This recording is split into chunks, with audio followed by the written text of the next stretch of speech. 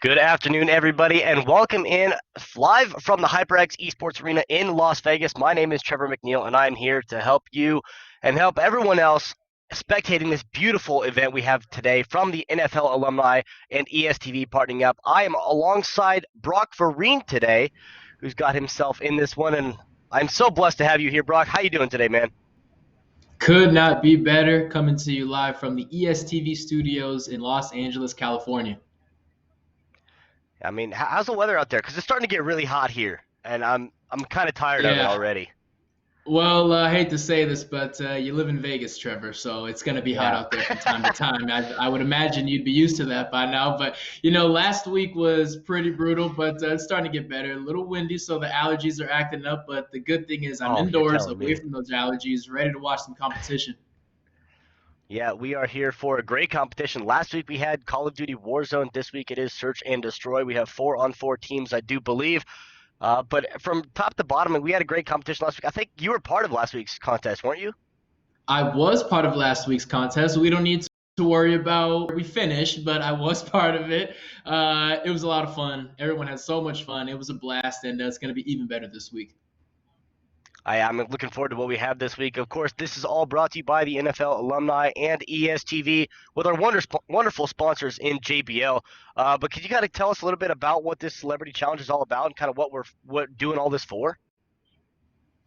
Of course, I mean, everybody knows these are interesting times, these are trying times, unprecedented times, and nobody really knows what to do, really. It's tough to figure out. But the good thing is we have former NFL players, former baseball players, current baseball players, guys from sports across the board who really feel for those who are struggling right now. So we are playing video games because regardless of what sport you play, I promise you there are guys in those locker rooms getting after it whenever they have some downtime. So you combine a hobby that all these athletes have with a good cause. What could be better? Yeah, and you can see the link below to support the relief fund that we are going for. We do have all of the donations coming through today. I mean, anything that you can do is going to help. But for today's event, I mean, like I said, we have Search and Destroy and a little overview of what we're going to be expecting out of this one. We do have a handful of teams in this one that is going to be on the CDL rule set, the standard rule set. Obviously, you're going to be losing out on some of the rifles, some of the shotguns, etc. And it's a double elimination tournament as well. So you do have a chance when you come back around. You lose your first match, well, there's still a chance for you to come back later on. And the finals is a best of 3. The top of the winners bracket is all best of 1. And we have the maps all predetermined. There's no worries about having to draft anything or pick some bands or anything like that. So pretty simple, straightforward. And I mean, from the overview itself, it's really not too difficult to get into. I mean, obviously you play a little bit of Call of Duty yourself. What do you take most out of this that's going to be the hardest thing for these teams to be able to encounter? Well, I think when people think of Call of Duty, they think, oh, running gun, regular FPS, but the fact that it's search and destroy changes everything. I mean, there is significant strategy that needs to be put in play. You can't just pick the most powerful gun, sprint to the middle of the map, and start blasting everybody. That is a quick way to lose. So there's going to be a change of mindset from Battle Royale over to search and destroy. It's going to be everybody adjust. Yeah, we do have, I mean, there's a little bit of strategy that does get into this, and we saw some of that strategy coming out from last week. We do have some of the same teams carrying over into this week as we take a look at the rosters we have lined up here for you today. So a quick glimpse into this, and we have 8 teams once again. Brett Phillips and squad representing, again, they came up just short last week, as well as Sal Giardina and his team. Both of those teams were up there fighting for the top spot. Ultimately, it was Team Garver, though, that came away with the win last week. So looking to potentially defend the title, but a lot of familiar names coming back this week that we saw last week as well. Absolutely. We got those guys fighting for the top spot, but you know what? There's also some hungry teams. Team Vereen down there, one that I was a part of, finished at the bottom of the rankings last week. But if there's one thing I can tell you about not just my brother Shane, but the rest of that team is they are hungry, they are upset, and they are coming for blood. Yeah, they are hungry, like you said, and we do have gameplay coming in already starting out here. It looks like we are spectating on Brett Phillips himself, the Kansas City Royals. I almost said Chiefs. Close enough. Same. Their stadiums are literally across the parking lot from each other. So they're basically the same team. We'll start out with him this week, though. The center fielder for them, just coming up from the minor leagues as well. I mean, he has been around the block a time or two, and we'll we'll see what their strategy is going to be. It looks like they're starting off on Arklov Peak here, and we'll see what their strategy is. I mean, pretty much everybody on Arklov Peak is going to push to this side, right? This is the trenches. It's very popular, very high traffic, and I mean, we'll see what sort of develops, because we'll start to see the actual experience levels that these players have, because we'll just be able to tell from all of the Call of Duty events that we've done here in the arena, all of our local shows. You start to get kind of a formulation of who does what and who does what very well. It is really interesting, and that's also why I think athletes can have somewhat of an advantage coming into video games once they make that transition. Is they know how to anticipate things, they know how to study players. Say, hey, they keep pushing to the left. Well, guess what? We're going right this time. We're going to flank them. Little things like that. That if you can pick up the controller, if you can get used to the mechanics of the game, those strategies that apply to any sport can also apply to esports. Yeah, and you see a lot of, like, I mean, like you said at the very beginning of the show, there's trying times. Like 2020 is just weird. This whole year has just been weird, and all these athletes coming over to esports. I mean, it's a great time for esports, and like you said, there's nothing else for us to do just to stay inside and play video games.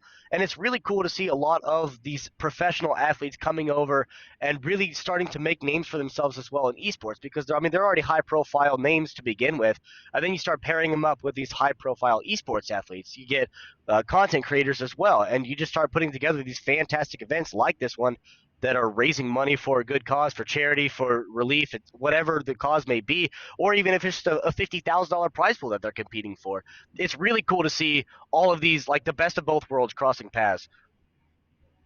Absolutely. And testament to the esports who has really welcomed these guys in with open arms. You see these actors, musicians, athletes coming over and say, hey guys, I don't know what the heck I'm doing, but you guys seem to be having a blast. Can I join in? And there's just so much, like you said, so much content, so many laughs, so many giggles. But every now and then, once guys get used to it, the old school trash talk comes back out. That is just part of Yep. these athletes' DNA, and best believe that will be coming out today as well.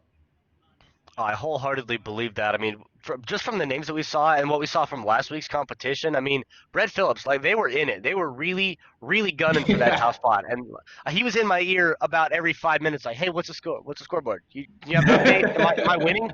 What's going on?" So you know that they want that. They want to be able to talk trash on these people, and they're hungry for these wins. That competitive drive is going nowhere. It could be Call of Duty, it could be Monopoly, it could be a high stakes baseball game. It does not matter. These guys want to win at all costs. So while we have a little bit of a situation where we're getting everything sorted out to get back into gameplay here, tell us a little bit about yourself, because obviously you've been around the block in the athletic side, now crossing over to the esports. We talked to Almon Green last week about his crossover from sports to esports. So what's kind of your transitional story? Like, what brought you over here into this world? Well, it was me and my older brother Shane, and like all athletes growing up, our parents just threw us in any sport that would take us, basketball, track, baseball, everything. But there are a couple months out of those summers where there's nothing to do, and him being only 3 years older than me, we want to compete in everything. One day we get an N64, and the rest is history. No matter what the new system was, we always got it. We were eager to play Madden. We were eager to play any game that our parents would go out and buy for us. As an 8-year-old kid, it's not really up to you what games you get. You Right. get what you're given. But as time goes on, it goes up to high school and college. And I mean, so many memories of college. And I went to the University of Minnesota. And obviously, the first memories that come are playing in some of the biggest stadiums and some of the biggest games. But very close second is just teammates shacking up in hotels night before a game and just playing Madden over and over and over. And I tell you what, those fights in the locker rooms were usually had to do with video games more than they had to do with actually fights in practice. It's funny how that works out, but it just comes down to being competitive, and I've loved video games forever. So when my football days were over, I realized, hey, this is an opportunity to get part of an industry that is blowing up. It was undeniable, and also get to apply something that I genuinely love. I don't just understand the video game industry. I love it, and I'm part of it. And after that, as they say, the rest was history. So objectively, what's the best video game? Like, your favorite video game of all time? I mean, are you gonna stick with Madden, or what? Did you have one of those N64 titles, or what This was it? Uh, this could be recency bias, and I completely understand it, but you are Okay. not going to find a better story than Red Dead Redemption 2. I'm sorry, and I know it's definitely not slated toward the multiplayer crowd, but Right. I was locked in. I mean, I was emotional at the end of the game. I'm over there sitting with a controller at 1 in the morning, maybe a couple beers, thinking, "Oh no, please don't kill this man, please don't kill him." No, I had so much blast, such a blast with Red Dead Redemption 2, Grand Theft Auto 5, a close second, and unfortunately, it looks like we're gonna wait a Okay. couple more years before Grand Theft Auto 6. Yeah, it might be, and it's kind of crazy to think that GTA 5 came out so long ago that it's been around forever, but it Right. still holds its weight. It still As pulls much its traction own as very ever. well. Yeah, Yeah, yeah, it's but I'm unbelievable. I'm right there with you. Unbelievable, man. Yeah, Red yeah. Dead 1 and 2 both were like they're top 5 games all Incredible. time, 100%. I don't think there's ever Incredible. been a game that got an emotional response like the first Red Dead.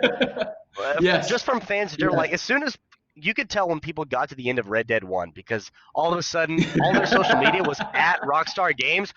What did you just do? I don't want to play as Why Jack. did you He's do that? And annoying. also, why did you do it? Yeah. Right? What a I yeah, love I'm it. right there with you. Red Dead 2 was a phenomenal. Rockstar, they know what they're doing. They're doing very well over there They with can't their miss, campaigns. man. They can't miss. It is unbelievable what they have going on over there with no signs of slowing down. Yeah, and I'm all about that. But of course, you got all the classics, right? You have all of the Legend of Zelda that's still kicking. They're still putting out Oh, titles.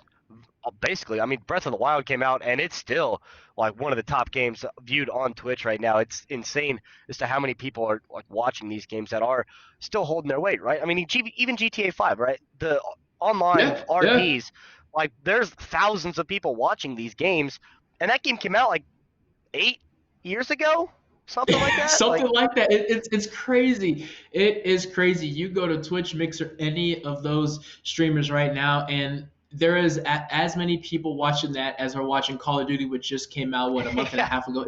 It is unbelievable, and also one. A great aspect of having Twitch and mixers and all those is some of those older games. I mean, I'm watching guys play Star Fox. I'm watching guys play yeah. Mario 64. I mean, it is awesome just the nostalgia that comes with it. So many good memories, and what a beautiful time to be in this industry. Yeah, it is a great time. I mean, all things considered, where we're at right now, it's weird because you really can't go anywhere or do anything. But like we talked about, you're being able to get all of these people to come in and unite under this singular entity of esports Yeah. and getting all of this recognition and all of this traction now for everybody as to where we're at.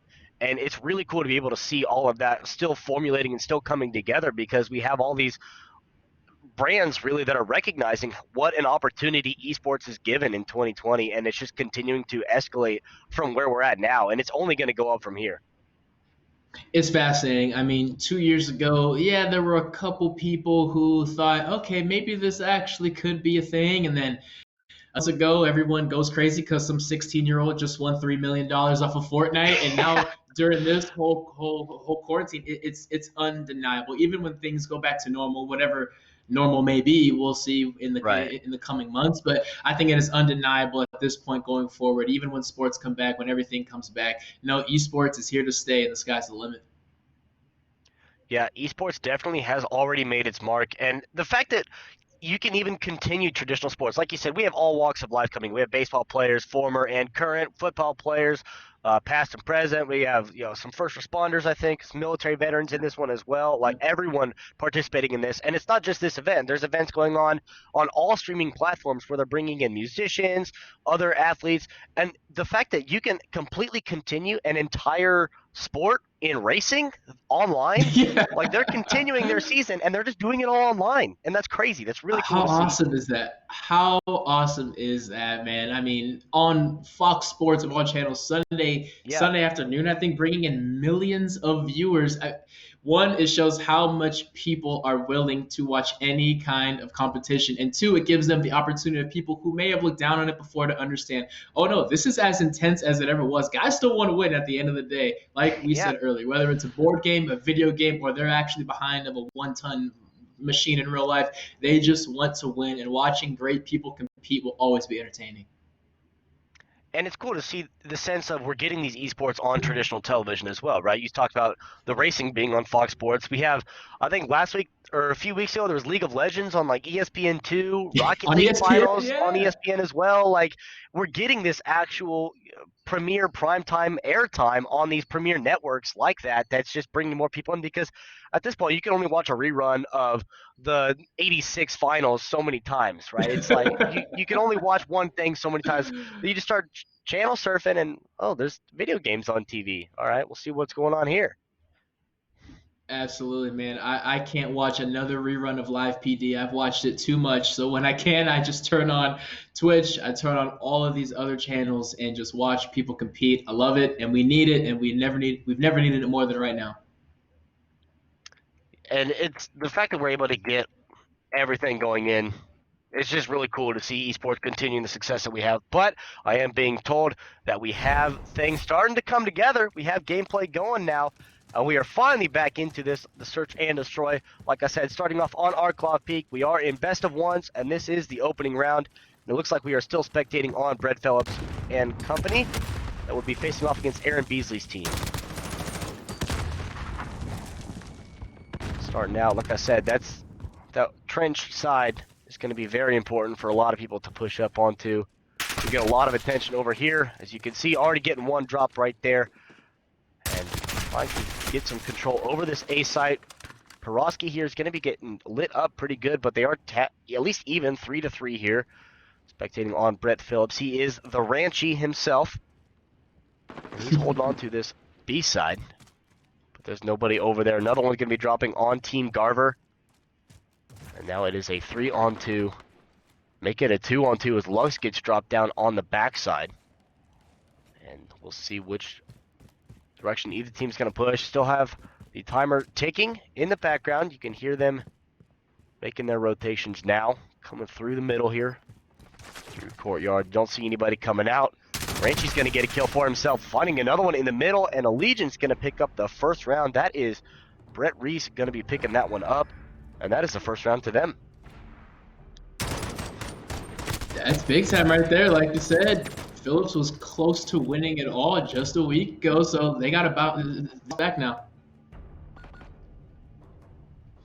Yeah, picking up the first one. Didn't have any chance to plant right there. They're just competing for their positioning and see which direction they're going to be going now. You see, they are going to be on the attack and making their move. A couple of them going over here towards the trench side once again. I'm curious to see which perks everyone's using, because you'll see a lot of people that will take the dead silence, but you also have people that will take the trophy system because it is able to block all these projectiles. You see all the spams of grenades going over the wall at the very beginning of this one, so wouldn't be surprised to see a trophy system or two come out as well. Looks like they do have bomb planted now and be able to pick up a quick 2 kills. Lux and Ranchy getting 1 each. Make it 3. June Calhoun getting taken out there by the sniper, but the sniper is the only one left alive here. And that's all it's going to take. They're going to get the bomb plant and the win on the second round. A quick one, too. Yeah, Lux able to pick up that final kill, getting 2 or 3 kills for himself right there in that round. But they are now switching sides here. Going to see Coalition on the attack. See if they're going to go for that A side once again, or if they're going to switch things up a little bit. We see it's pretty standard to go to the A side on the trenches. Every once in a while you'll see someone push through the middle, but it's very frequent you see everyone go left. It looks like this time they're actually going to go for that mid push, get control of that. No visual players just yet.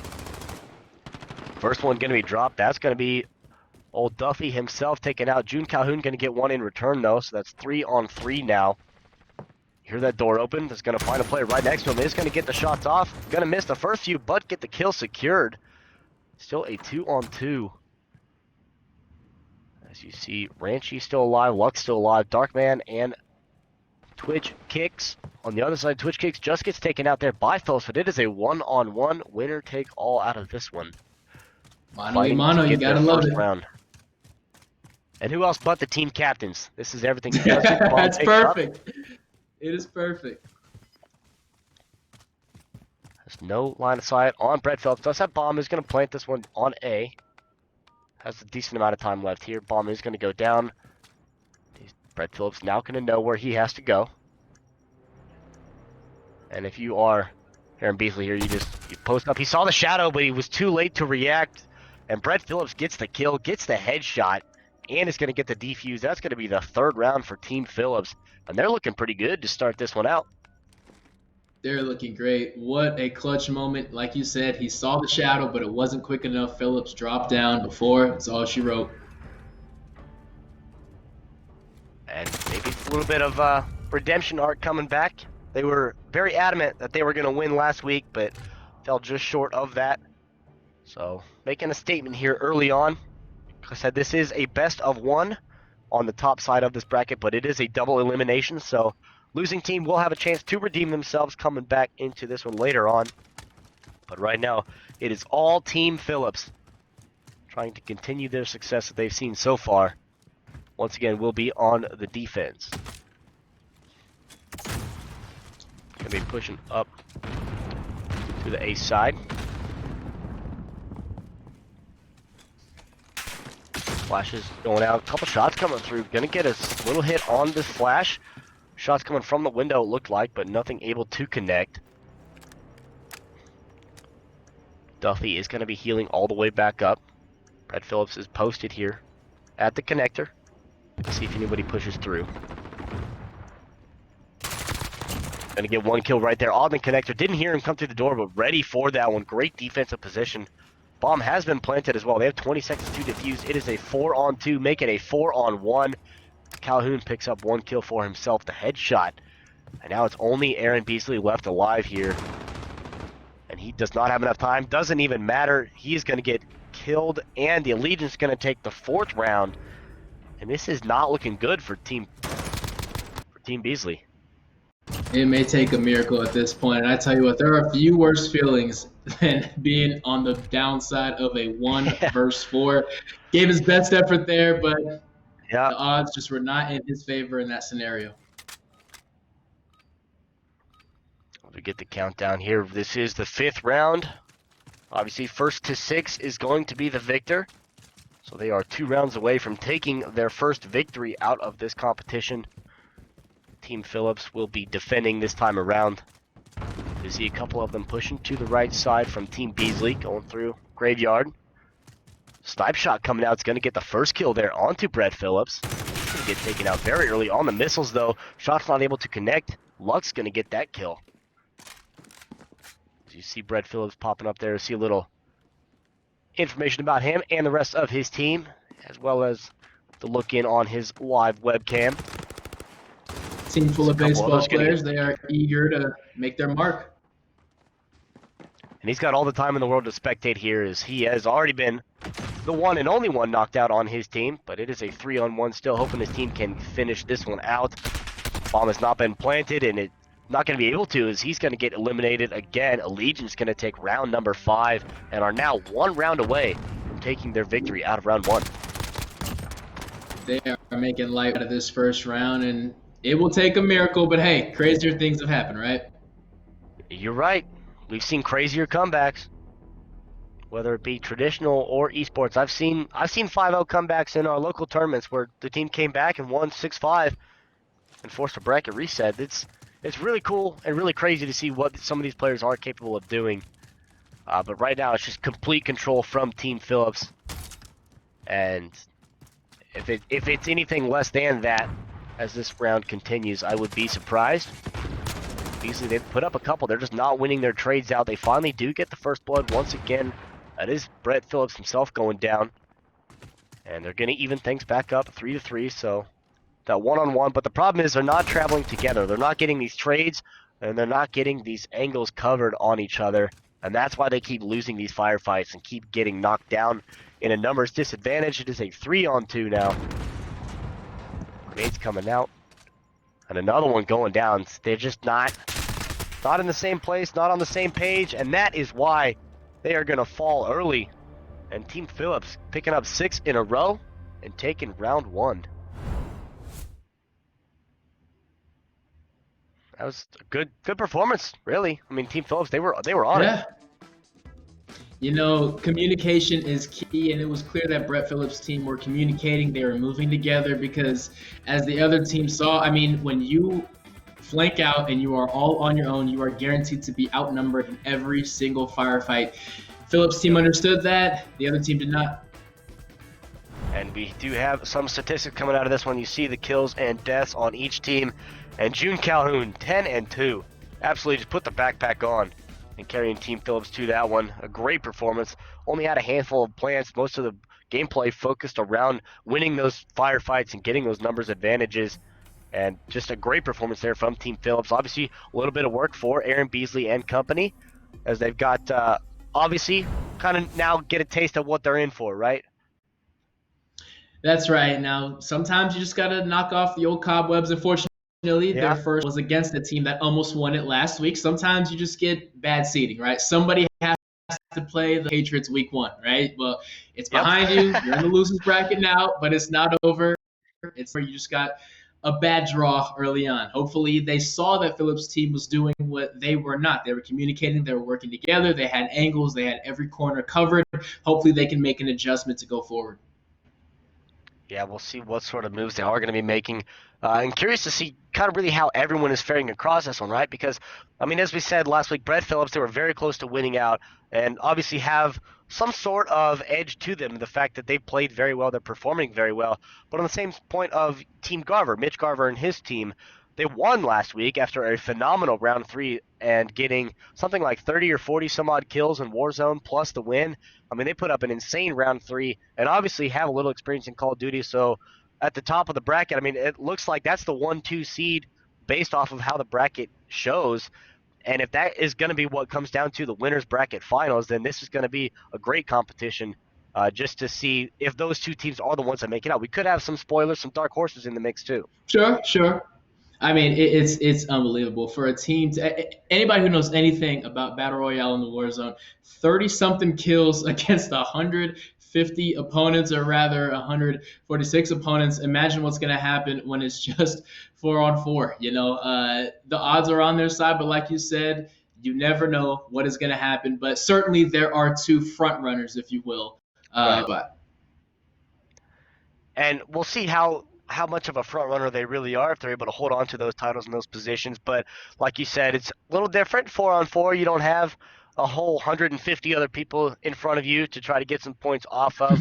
It's all reliant on your own team and your own skill in that situation in search and destroy. Like you talked about at the top of the game or at the top of the show, it was kind of just a little difference maker. Like there's a little more strategy into it now because you have to kind of know the meta, know the maps, and know what you want to use because you're not going to be going around opening boxes and getting free weapons and free loadouts and being able to buy all of these perks and everything. It's strictly Call of Duty League rule set where you don't get ghosts, you don't get your shotguns, you don't get your marksman rifles. It's all strictly pretty much it comes down to the M4, the MP5. Maybe someone takes a sniper rifle, and that's about it.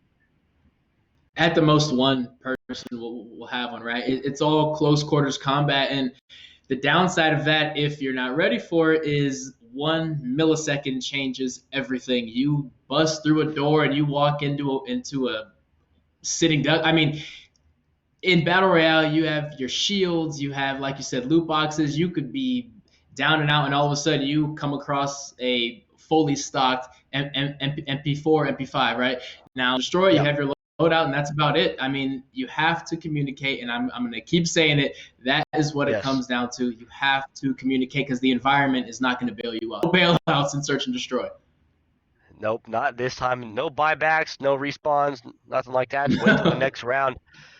It's interesting to see because of the fact that based on the map is where people will use the M4 versus the MP5. Maybe the sniper will come out a time or two, but the communication, knowing the callouts, knowing the locations, knowing the fastest way to get from A to B, quite literally or just figuratively from point A to point B, like you have to. The awareness of where you're at on the map is just so important for these teammates and for these players to know, and especially with the communication. Like I got shot from that direction and I Yeah, need to go that way now because I don't want to be over there. So it's really being without able to question. be situationally aware. Without question. And having those maps memorized like the back of your hand is key because if you say, hey, I got shot from over here, over where? Boom. you're done because that person has not found you and shot you, right? You have to have Yep. it down because it makes the communication and talk back that much easier. If you haven't been memorizing these maps throughout the week, I'm sorry, you are already at a disadvantage. Yeah, and I'm sure these players are putting in a little time. We talked to Brett Phillips a little bit last week, and he said that he's getting his streaming up. He's kind of getting into this one. His stream's building. He's playing a lot of Call of Duty, playing with some other players that on his team that he has, both with the Royals and the team that he's registered with here today.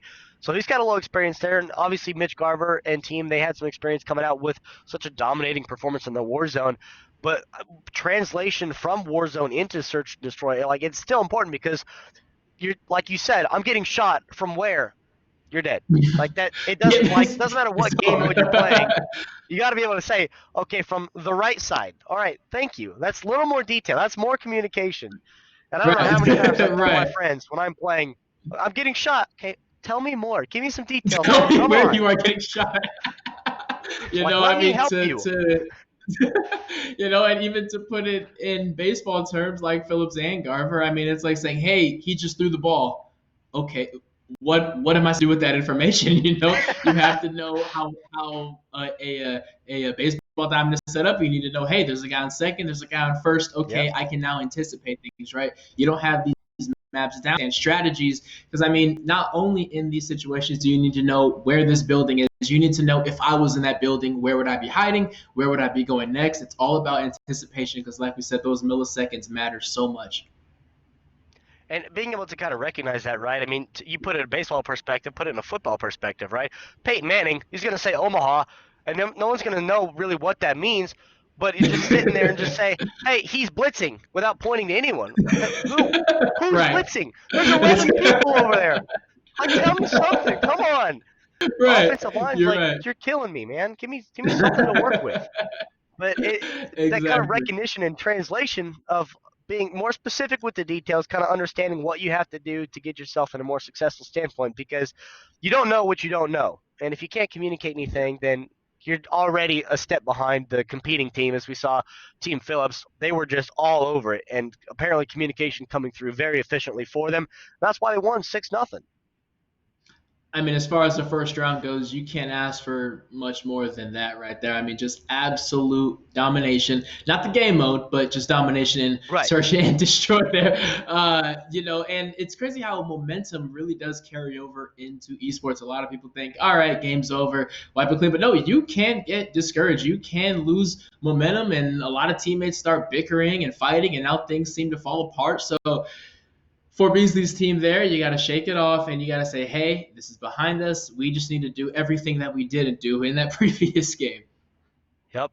And like we talked about at the top of the show, this is a double elimination. So upon losing in the best of ones up into the finals, you do have another chance to come back around. Once you get down to that losers bracket, you can win out and get yourself right back into the grand finals. Of course, this is all just for the COVID relief. We all are here with the NFL Alumni Association and ESTV. Get themselves into this. If you would like to find out how to donate, you can visit the link down below for more information on that. And it's all for a good cause, right? We're all just here for our casual entertainment, but also for a little bit of bragging rights as well. Of course, of course. There are no losers here at the end of the day. It's for a great cause. We're all stuck inside. Let's make the most of it, right? And let's have some fun. And if we can't go outside and compete, we're going to do it inside and compete. And people are going to have so much fun doing it. You have Brett Phillips getting off to a hot start. Was a hot start last week as well. Let's see if Yep. they can continue it. But 8 teams out here, 8 really hungry teams, I should say, who's going to take that top spot. Yeah, I'm excited to see who really is going to step up and take that, because obviously, like we talked about, we have our favorites, we have our front runners between Garver and Team Phillips, but there's obviously a handful of other teams. I mean, your brother with Shane Vereen into the position of getting his team moving out, because they were somewhere in the mix, just obviously not quite performing, still in their quote unquote warm up phases out of the Warzone tournament last week. But I mean, we have such great competition between all these teams. I mean, I think your brother's team was up against Amon Green and company, which Amon Green, he's around the block a time or two. He's notorious in the esports world Oof. as well as the football world. I mean, he's a Oh, yeah. coach and director of the esports program at Lakeland University, so he knows a thing or two about esports. I don't know if he's good, because things don't always be good. He has a resume. There's no denying that on the Yep. field and off the field. And quite honestly, among professional circles, he really is known as one of the godfathers of esports being, I hate this word, but normalized amongst professional athletes. Right. You know, he has been streaming from day one. He has been obsessed with video games from day one. Anybody, even back in his playing days, you brought up Amon Green, you brought up a great Packers running back, and then you brought up, yeah, and I think he's really into video games. I think, and this was back in like Yeah. 06, 07. So, Team Marine got a rather tough draw, but if I know anything about Shane, I've known him quite Yeah. literally since the day I was born. He likes to rise up to said challenge, so they will be ready, they will be hungry. But it's awesome for Amon, a guy who has stuck with video games forever, and now such a dream position for him to be running his own program at Lakeland University. Things get back to normal and schools reopen. Yeah, and you talked about, obviously a great Packers running back. We got to talk to him a little bit last week before the interview. Obviously running back for the Nebraska Cornhuskers as well. And I made the joke to him, when he played for Nebraska, was the last time Nebraska was any good, because let's be honest, Nebraska they've been out of it for a while. And I'll throw a little shade at them because of the fact they left the Big 12, and being from Kansas myself, like Kansas has never been good, but hey, Les Miles, we're the only college with a national title winning head coach in football and basketball. That's all I got to say. That's all I got to say. We do have, it sounds like, another round coming up. And from what I heard, I think it was actually your brother's team here that we're going to be start spectating. Yes, we're already coming in on this one.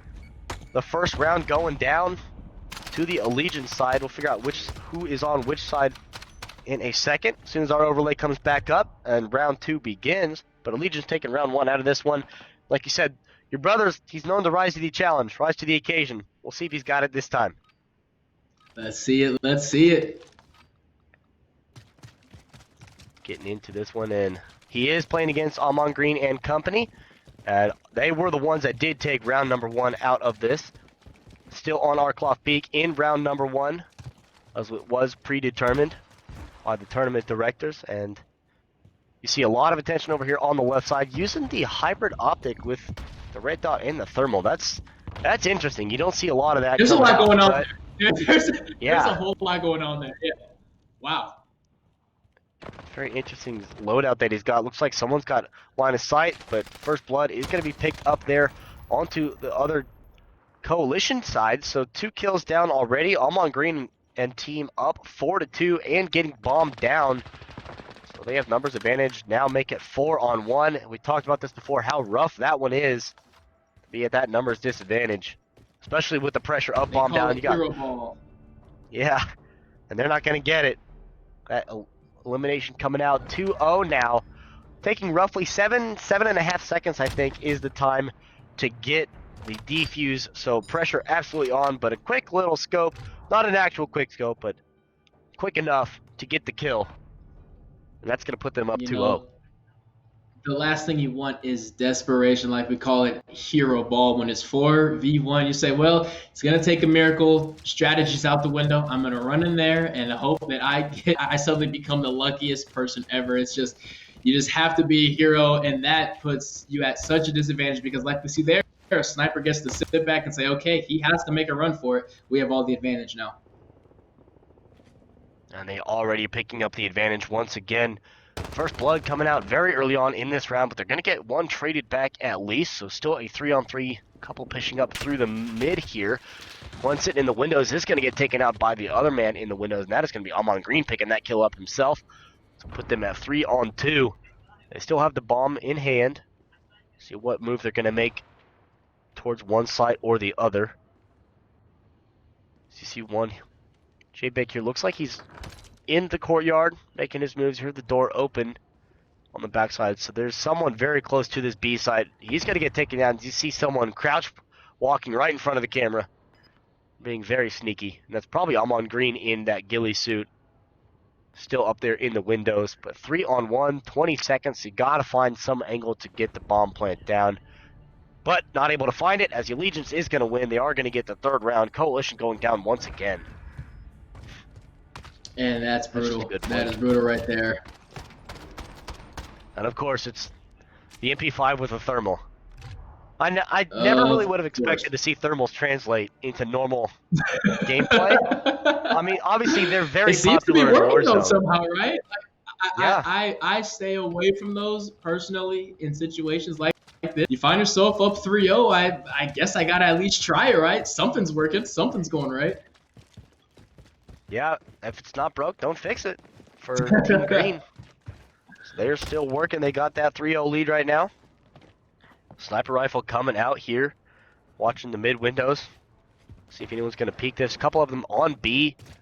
Pretty solid defense here, but not able to get the first blood off. They are gonna get the first one taken down again. Candyman going down, but the squad is gonna get one traded back, so a 3-on-3. Make it a 2-on-3. Someone climbing up through the windows. Mia Rogers going to pick up that kill. And they are going to at least even it out once again, 2-on-2. So Team Vereen, they're figuring something out here. Bomb's going to go down. They're fighting. They're fighting. They're doing something to change something up. That's working out for them so far. They just got to get back to this B site and get there before the next 20 seconds. When they have the opportunity, flash going in. Flash going out on the other side. That's not going to hit, so neither one of them getting a hit marker on this, but going into the door, sitting in the corner, he's going to realize someone's in that corner of the window. But they have to make a move here in the next 5 seconds because of the fact this bomb is going to be too That little, clock too is late to ticking. defuse. And I think they're a little too slow on the draw. They're not going to get there in time. JBL's going to be on a killing spree. Bomb is going to be planted and going out. Too late to defuse. At the most, be able to pick up a kill on this one, but not able to get there. Bomb's going to explode. Allegiant's going to win and get target destruction. That is going to put them up 4-0. With Team Vereen, they're looking like they're starting to get something figured out here. Well, they only got a couple rounds left to do it. Slowly but surely. One thing that's noticeable is Team Green just seems to be first to the punch. They push to the middle of the map. That natural meeting point about halfway through the map. They seem to get there with at least 2 or 3 seconds to spare, and they are set up, hidden in a corner as Team Green finally makes their way out. They just seem to be ready to strike so much quicker. And setting up on that B side, I mean, that's once you get that plant, you'll have someone sitting either on the staircase or in the corner, and then you'll have someone in the corner by the window. And that's just being able to cover both of the angles at the same time, kind of covering each other's weaknesses and being able to realize and make those call outs if someone's coming or not.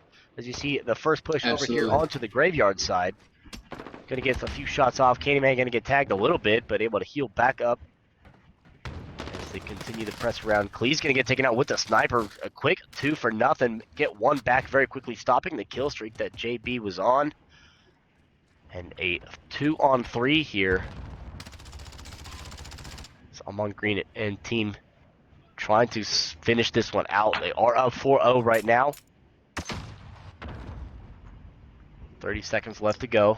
Have a little bit of time here to put the bomb down, but the bomb did get dropped by someone that was killed already. So the bomb is going to have to get picked back up here. And that adds a 20 whole lot of seconds time on. Yeah. Gonna have to get to the site because now at that point someone's gonna realize they're gonna get one down. I'm on green, spraying from the hip fire. Gonna be able to get one kill. Now it is a 3-on-1. And that is gonna be the Allegiance getting the win. 5-0. They are gonna be up on match point now, looking to move on. And Team Green, they got their work cut out for them.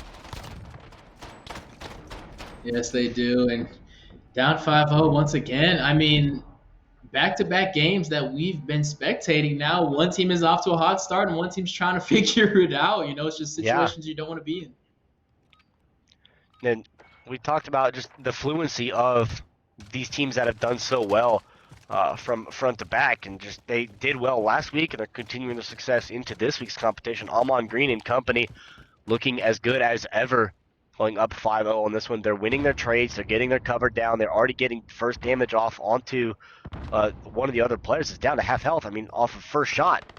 And it's just that quickly that they are starting to get that, but they are going to get the first blood drawn on the other side. It's going to answer back, so they have numbers advantage for the first time here. Angled not quite able to get that sniper shot to connect. Trying to get the second one off. Bomb is going to go down at A on the trenches side. Is going to finally get the third shot to get the one shot, one kill. And Almond Green picking another one up. So all of a sudden it is now a 3-on-2 with bomb down. And this is a little rough here. And this is where Team Marine just seems to be struggling in these situations where you just have to make a push. We saw them earlier 2 games ago with an opportunity, but they just waited too long to strike. Red Robin Man going to get dropped there with a sniper shot. And now it is a 3-on-1. Klee's going to pick one up onto Amon Green, so that is a 2-on-1 now. But the sniper rifle coming through once again, peek the corner, and that is going to get them the win. He was in position for the defuse, but unfortunately the defense was stacked up and ready to go. And Team Green going to take this one 6-0. And Team Green, Sniper I mean, shots. 2 snipers on that team, and it seems like Team Marine just did not have an answer to that. They were not able to respond. They were just getting picked off from game 1 to game 6 and never really found a strategy to avoid that. I mean, you look at the scoreboard right there.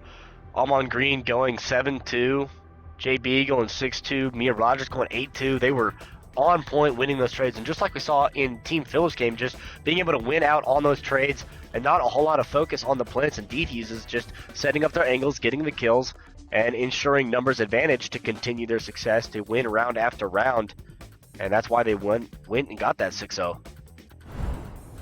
Absolutely. I mean, anytime you find the majority of your team getting 3 kills for every death, it's just hard to combat that. Now, if you're Team Marine going forward, you say, hey, this isn't the only time we're going to see a sniper. We have to find a way to combat those snipers, because in close quarters, they were holding their own, down 6-0. Right. But quite honestly, if it wasn't for the sniper kills, they could have snuck a win or 2 out of there. But if they can't find a way to avoid those sniper shots, it's going to be more of the same going forward. Yeah, and there, like you said, there were a couple rounds there. Round 3, round 4, they had a chance where they could have taken a round out of that one. They had pretty even. It was 3-on-3, 2-on-2 with bomb down. They had the opportunities to get themselves into position for wherever they wanted to be and to get around to kind of sneak one in there and kind of pull momentum back to their side, but just were not able to get to that point at all. And it just came down to it. Like you said, those sniper shots coming through were on point, very pristine, and able to pick up those quick, easy kills and give those numbers advantages time and time again for Team Green. And ultimately, that's just what led them to continue the momentum and continue their success to win that round outright. Yeah, and credit to Team Green. I mean, you really need to know how to use a sniper if you're going to use it in a compact map just like that one. A lot of maps wide open, rolling plains, big fields like Warzone. You can hide on a rooftop and just wait patiently and get 6 or 7 shots off as a guy helplessly runs across a wide open field with no cover. You have to have all kinds of confidence to bust out a sniper, let alone 2 snipers in a close quarters map just like that one. So, testament to them. And it's also in the sense of what's going on with the fact that there's no armor, right? It's a one-shot kill. So if you're able to get those shots on a sniper rifle, then you're gonna fare very well with them. But it looks like we're gonna start spectating here to Team Darkwa, Orleans Darkwa, and Sal Giardina here in this round. And gonna get a quick reset, but this is the next map that we are gonna be spectating, as you saw. Little numbers disadvantage because a couple of people didn't quite load into that map, but that is going to be the next one we're watching. Early, kind of, what do you think? You think Sal or Orleans Darkwa is going to take this round? I'm going with Orleans right now because as things are looking, baseball is significantly dominating the football side of things right now, and my guys hate me, so I'm siding with football this time because the last thing that these football players want is an all-baseball Final Four, and quite honestly, right now it's looking that way. Come on, Orleans, figure it out. So somebody figure it out, please. Yeah, someone's got to get something going for him. I mean, Sal Giardina and his team did pretty good. I think they ended up in 2nd or 3rd place last week. But still up there, certainly competing for that position. We watched a couple of their games where they did pretty decently in Warzone. But like we talked about, Warzone's not the same as Search and Destroy. There's little different strategies you have to employ. You're not going to get free loadouts. There's no armor.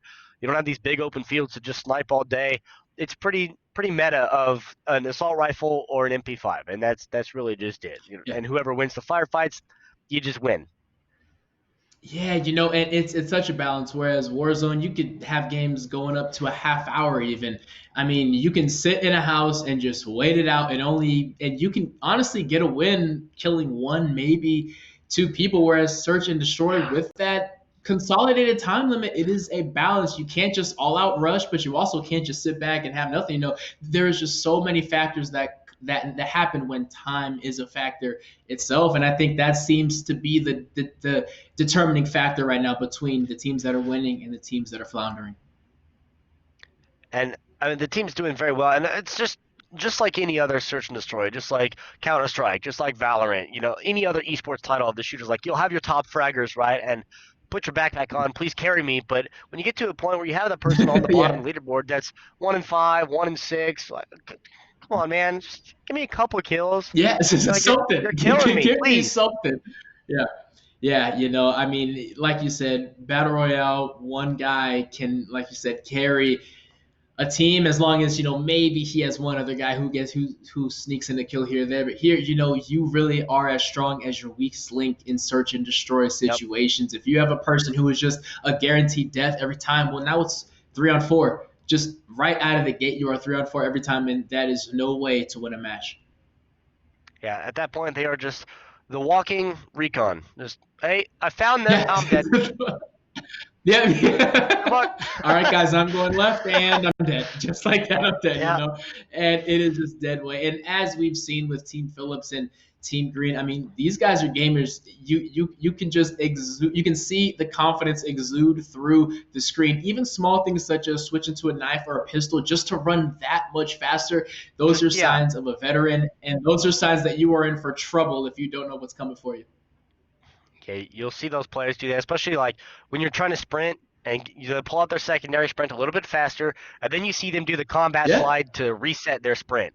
And that's when you really know, like, oh, he's been around the block. He knows how to move from A to B very fast. And it's entertaining to watch to see the kind of levels because, granted, we know these are world class athletes and we know what they're capable of on their respective athletic fields, whatever they play. But we don't really know front to back how good they are at video games, at Call of Duty, at their Sure. esports titles that they've taken on. And it's cool to be able to see, okay, not only is this a person that I get to watch every Sunday or every other day of the week on a home and away series, that playing the sport that I love to watch and support that team, but it's like now I get to see they're playing a video game title that I also love. I love playing Call of Duty Right. in my free Right. time, and I see them do this too. Like this is so cool, and it's just bringing It's awesome. really the whole world all under the same sort of umbrella of like this is cool. The fact that everyone kind of does. I mean, we all kind of knew they probably did something in their free time, right? They can't play sports all the time, Sure, sure. but it's cool to be able to kind of Yeah, get that look into their life off of the field. there's something special about someone who you can watch. I mean, especially kids, I mean, looking up to these players wearing their jerseys, rooting for them, drafting them on their fantasy teams, and then to say, oh, he likes something I like. It sounds so simple, but it can make such an impact on these kids' lives. And that's, like you said, one of the benefits of this quarantine situation is saying, oh, I've rooted for this wide receiver, I've rooted for this pitcher, I've rooted for this goalie all this time, and in his free time he's playing the same game that I am. It just normalizes things, right? We know these guys are faster, we know they're stronger, we know they can jump higher. A lot of times people just want to know why I'm similar to my favorite athlete. I don't need to know why they're better Right. at me than certain things. I want to know why I'm like that person, and it's such a beautiful thing that can come out of a less than fortunate situation, which is this whole Right. COVID situation. But we are making the best of it, please believe. Yeah, we absolutely are. And that's why we're putting on these sorts of events like this. That's why so many people are doing stuff like this. This one particularly brought to you by the NFL Alumni Association and ESTV, putting on a phenomenal event here to support this COVID relief. As you can see the link down below if you would like more information on how to donate, help out on this fund. This is a great cause, a great event that we're putting on for it. And I'm so really happy the fact that I could be here and come back this week as well to be able to commentate these and just watch all of these spectacular athletes all come together and do something in this like a really weird time that is 2020 and the situation that it is, just taking it in stride as best as we can and making the most out of it with these types of things. Absolutely. And a big thanks to them. A lot of these athletes are in great situations, and let's be honest, some great big homes as well. And they don't have to be doing this. I mean, they could be golfing in the backyard, they could be playing with their kids in the pool, but it's awesome to see them realize, no, some things are more important. Let me sit down for a couple hours, raise some money for a good reason, and also trash talk a little bit on the side. Yeah. But a big thanks to them for being part of this for the second week now, and however many weeks going forward. It's all for a great cause, and so happy to be here. Yeah, it is really cool the fact we're getting everything together. We do have another round of gameplay coming up, as we saw just a little teaser of what's to come out of these two teams. As you see, Orleans Darkwa and Sal Giardina going to be this team facing off against each other, and already we're losing one here. And looks like we're going to be moving forward once again in these best of ones on the winner side of the bracket. And we've moved over here to the Gun Runner. A very popular map. A lot of players have picked. Started to kind of get the meta out and away from this one, but in a position where it's still around enough that a lot of people know this map very well. They know the angles. They know where to push on this one. Already a 4-2 advantage on the Allegiant side. Coalition down to just the 2-man left. Jumping around the corner. Going to get one off. Make it 2 now. All of a sudden, almost evening things up, but a 2-on-1 left alive. Hopefully, the call out was made from his teammate to where he is at. The bomb is down. 15 seconds to go. Only a very small amount of time to get there. You're going to have to be running very fast to get that defuse. Odds are not in his favor, that's for sure. Nope, he's going to run out of time, so maybe pick up a kill along the way. Not going to get that either. Coalition going to pick up their first round and make this one up 1-0. What makes this map so tricky is, whereas the previous map, it was kind of tight quarters, a lot of walls, a lot of doors, but the height difference in this map, not only do you have to look left, you have to look right, you also have to look up, which is such a huge factor. Yeah, being able to get these different levels, different elevations going on is a lot to take in, especially when you have these early pushes right here through the bathrooms. You have someone in blue or green, whatever you want to call it, in this building right there. Grenade going in. You see him already peeking through the window. Headshot coming through already on one side. Coalition down 4-3 now. K-Tuck's going to get that one as they continue to move on. 3-on-3 here. The heal coming back in. Make it a 3-on-1 very quickly. All of a sudden, numbers have turned. Lux already down to half health and trying to get something. Bomb not down just yet. Looks like bomb did get dropped by someone else that was carrying it. They are going to get one back. Flick the sticks. Going to go down. Here's some shots going at Lux here in the background, but he is running for his life. And that is the combat slide reset right there to get that sprint. So you know Lux knows what he's doing. You know what's coming. He knows how to move. Yes, indeed. You know, I mean, fighting, but you can definitely sense the level of panic going on right now.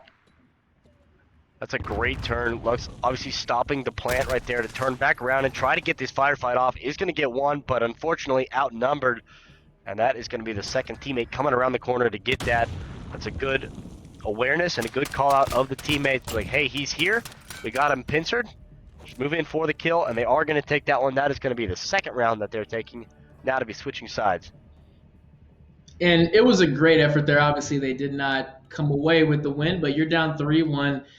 You get the bomb planted, you get a kill off, but there's just no worse situation than, hey, one guy's going left, one guy's going right, I'm getting sandwiched, I'm screwed. And as we move on into this one, they are up 2-0. This is Sal Giardina's team on the left side. And based off of usernames alone, it looks like this is actually Brett Phillips' team on the right. But they're already down 2-0 in this situation, so Giardina and company obviously coming up and knowing what they're looking for here in this one. And grenade going to be going out. They're going to get a 3-on-2 now.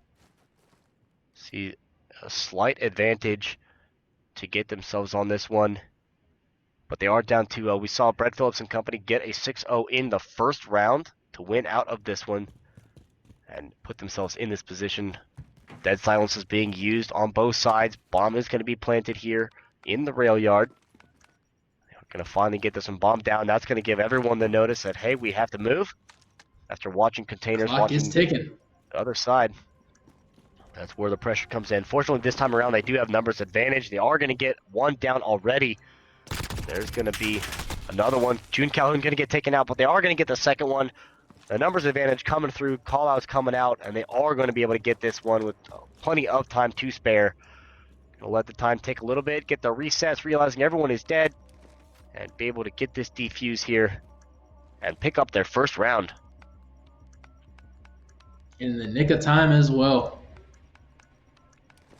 That's one of the things you'll see a lot of teams actually doing as well. The fact that they'll wait until, as long as they realistically want to wait, because they can get that cooldown on their perk, whether it be the trophy system, dead silence, etc., etc.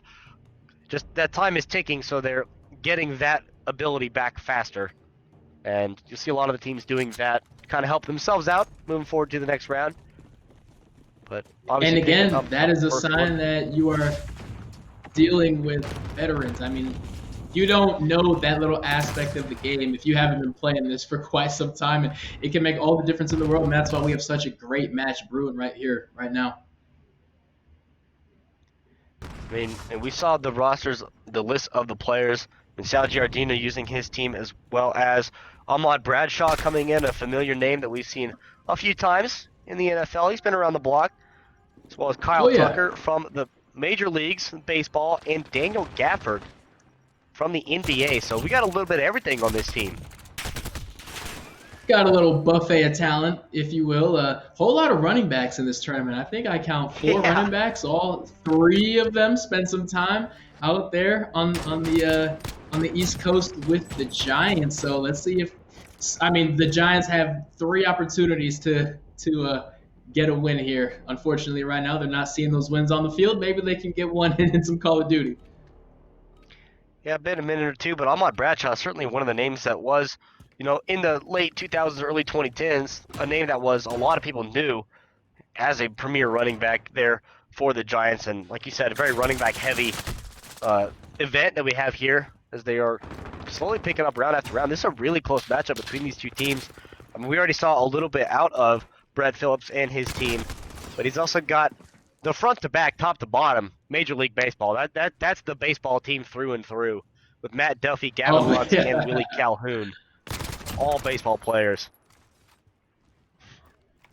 Doing a great job of showing out right now. I mean, these were two teams that we knew could make a push for that number one Yep. spot, and to see them this early on, and maybe even a rematch down the road, who knows? This is just the epitome of gaming right here for these two baseball heavy teams. As the lead just takes the lead. They are going to be able to answer that one back, get their third round in a row even, take the lead here on this one. Looks like they finally figured it out. They finally figured the angles of this map, got the communication down. They will be switching sides here now. But talking about bringing all these professional athletes into this one, I mean, you have players from all walks of life, like we talked. We have musicians, there's first responders, military veterans, baseball players, basketball players, football players. I mean, a little bit of everything. Like, what do you think, besides the fact that everyone does something in their free time, and this is the thing to do nowadays? Like, what is the thing that brings all these people together? Like, what's the big reasoning that, like, they make these connections across these sports and across these titles to be able to play with other players? Quite honestly, it's one of the most beautiful aspects of video games. It's the sense of community. I mean, right now we are all cramped in our houses, and you can only do so much as far as a phone call or maybe a Zoom or FaceTime chat. But to actually play a game with someone on the other side of the country, or maybe even just down the road, but you can't hang out with them right now because of quarantine, Right. it's just the sense of community. Hey, let's not just talk on the phone. Let's talk through our headsets and compete and talk some trash and get after it and have some fun together, which is what makes this whole thing so beautiful. It's connecting people when they need connection most, because staring at the four walls of your bedroom, I mean, your whole world just gets smaller and smaller and smaller. And I think that's what everybody has in common. I think that's why so many athletes and singers and actors are all gravitating toward this. It's because even if I'm not the biggest video game person, I just want to hang out with people, strangers Right. or friends, I just want to talk to people and have some fun. And I think that's what's drawing everybody to video games right now. Yeah, get that little socializing in while you can. Uh, just out of my own personal curiosity, you talked about, your brother's obviously a few years older than you, made it into the NFL before you did by age.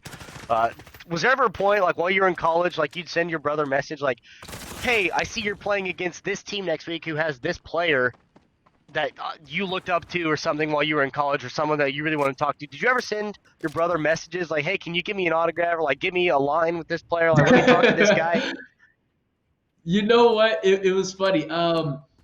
I got really, really lucky in a sense of my dad was a huge collector of sports memorabilia. I mean, Okay. from signed Kobe rookie cards to signed Larry Fitzgerald jerseys. I mean, just all kinds of stuff. So quite honestly, thanks to him. Now it wasn't mine, but it was mine by proxy, you know. But Right. to Right. to to grow up with a room full of autographs and stuff like that, I kind of had my fill of all that stuff. But I will say one benefit I had is going into a game and saying, "Hey, Shane, you've seen this team. Although you're on offense, you've seen this team play before. What can I expect out of this receiver? What can I expect out of this quarterback?" I mean, even coaches, they call it the coaching carousel of the NFL. Coaches could play, I'm sorry, could be employed by 5 different teams in 5 different years. So there was Right. never a time where I was going into a game and did not have some insider info on the other team, tendencies of that offensive coordinator, tendencies of that tight end, of that team's running back. And I cannot speak to the advantage I had from Shane or some of his teammates who became friends of mine while I was in college and they were on the same team. Such a huge advantage. It was almost a cheat code at sometimes. And that's got to be nice to be able to have that sort of connection there. I mean, just the fact that you have such a family that's just so athletic. I mean, your dad was a player as well, wasn't he? Yes, he was, and my mother was a college tennis player. So if the genie Yeah. pool lottery is a thing, I can't lie to you, I won it. I definitely won it, and it is just such a blessing. You know, I think back to that game in 2014. It would have been wow. It feels like yesterday. In New England, Bears at the Patriots, and having 30 something family members there in Boston watching that game and having hundreds of text messages before and after from extended family. It was so much fun and what a great experience. Top moment of my life for sure. It's really cool to be able to have that sort of just anything coming through like that, being able to get all of the family there at the sports games, and you see all of the stories, right, of the family in professional sports. You know, this brother's playing against this brother, and it's or this sibling's against this sibling, or they have this mutual uncle that's on that side. It's like, and they Yeah. always there's a headline out of it. There always is. I mean, and you saw it in the NFL draft this year. It's this person was drafted. Both of their parents were world class athletes at this college, and like you talked about the genetic, like you win out of that one, and it's really cool to be able to see all of that coming through. We just saw there right at the end, Brett Phillips and his team actually just won 6 rounds in a row to win that round against South Jardina and his team. And Lux just popped off, went 15-2, I think that scoreboard said. So a really solid Incredible. performance from Team Phillips to move forward into the next round. And they look like they're here to win. Oh, absolutely. And it also shows, I mean, down 0-2 in the previous 2 matches that we've seen, a team that goes down 0-2 loses. This is the first time that we've seen a team fight back, right? Momentum is everything in this game, but it can also be reversed at any moment. And after those 2 losses, maybe there were some not so friendly words being exchanged, but they got their stuff together, we will say, and they figured it out. Yeah. You know, you always have a chance to fight back. And if you're on the flip side of things, you say, hey, we just had a 2-0 lead and we lost. That is unacceptable. We need to figure it out. You have to love this. Yeah, it's great competition just to be able to see that, because that thing, at that point, Team Giardina is like, okay, we're fine. We're good. It's fine. We're up 2-0. It's cool. This Yeah, is easy. yeah. All right. And then they drop 6. And what just happened? Hello? Just like that. Did we lose a player? Did someone disconnect? Like, what's the difference Right. between A and B? And obviously that's something they can address. They can go forward into, thinking, okay, here's our weaknesses. Here's where we've messed up. Here's where our shortfalls. Here's how we can improve to advance, because it's, like we said, double elimination tournament still. So they have a chance to come back. They're going to drop down to loser's bracket, but they have a chance to come back up to the winner's side by the time we get to the grand finals. But, I mean, Team Phillips right now, from what we've seen out of them, they've only dropped those 2 rounds in this tournament, and they're continuing this tear through this bracket. And I'm not going to be surprised at all if we see them get to the grand finals. I'm not going to be surprised one bit. They're firing on all cylinders. And to Team Giordano's credit is I will not be shocked if we see them back. I mean, to get up on a 2-0 lead against a great team in Phillips, now they lost it, but if they can shore up those errors, do not be surprised if we just saw a preview of a championship round. Absolutely could be. And you think maybe it's the baseball factor? I mean, we talked. Baseball is kind of Baseball winning came to out play, over man. football teams. I guess they've had a little more free time.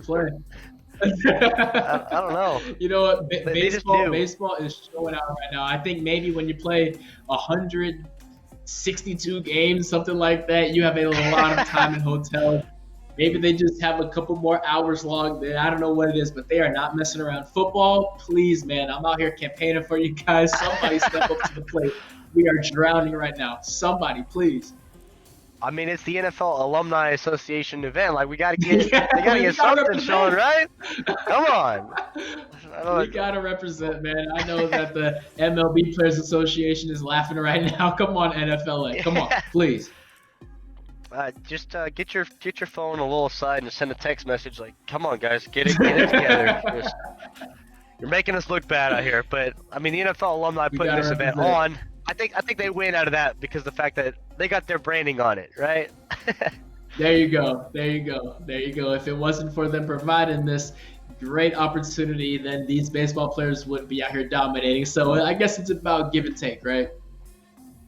Yeah, little win here, a little win there. I mean, we're all winners at the end of the day. We talk about this whole thing being for the COVID relief fund. I mean, NFLA as well as ESTV, plus all of our wonderful sponsors, JBL, Lucid Sound, Meta Threads.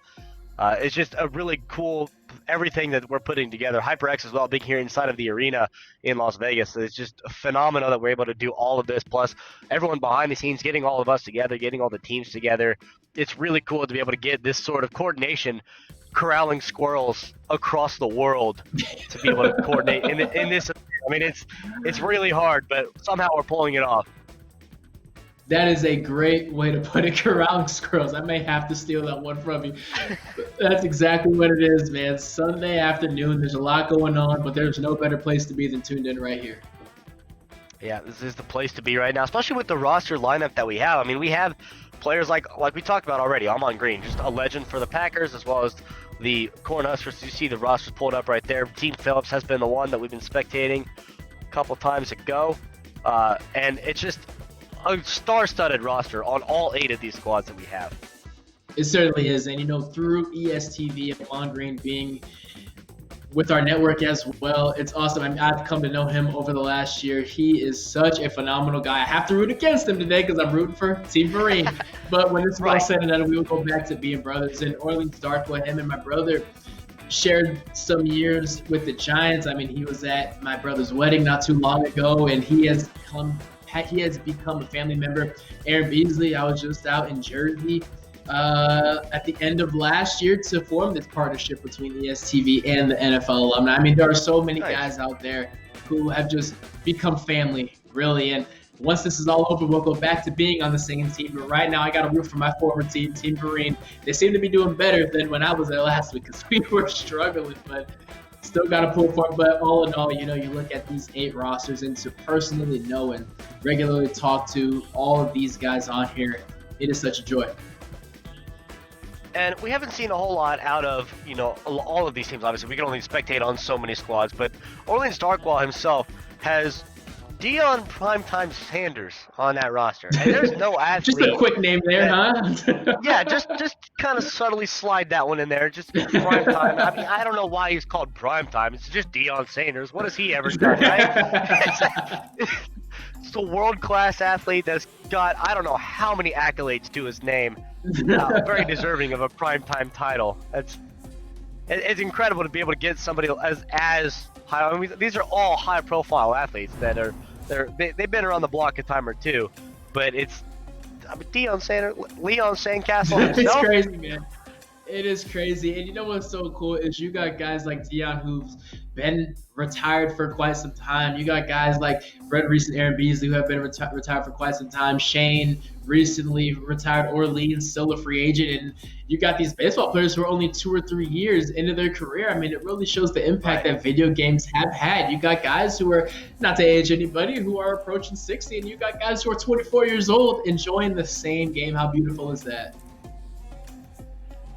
and that was a great showing that we had from all of these teams that we've had. I mean, all these players that we're doing have done so well in this event, really. I mean, we saw how well they did last week as well. It's really cool to be able to have these types of players coming in and just we're all from top to bottom, front to back. They're just competing so well, even as athletes, and it's awesome that we're capable of bringing all these players together into an event like this. And it's I mean, I can't give enough credit to being able to have everyone in this event together. Absolutely. No better reason, no better moment. Wonderful. And I'm being told somewhere along the line that we have an interview here with one of the teammates that has been kind of rolling our competition here, Brett Phillips. I'm told is going to be coming in very shortly. If we have the interview coming in with him, we do have him here. There he is. Brett, what's there's got to be something going on here, right? Because Brett Phillips has just been rolling. We saw him come back from a 2-0. They got 6-0 in the first round. What's the key to success that you guys have had to get to this point?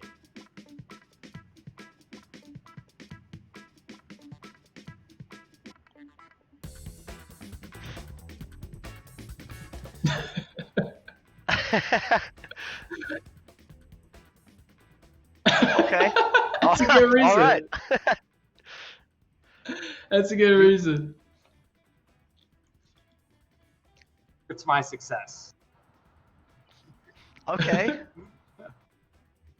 Yeah, so I went Yeah. I went out, got Willie Calhoun, who plays wager matches, pretty religiously. I got Gavin Lutz, who you just saw put up 12 or 15, whatever it was. And man, these guys are carrying us, and it is fun. The communications are on point. Correct me if I'm wrong. Yeah, We've got Trevor May what we on your feel team like last a week. pretty solid momentum going into this next game. Oh, okay. I was wondering because Yes, he's Trevor been May on last content week, who creation. I'm not going to say he's the best Call of Duty player. He's more of a personality, but we won't tell him that.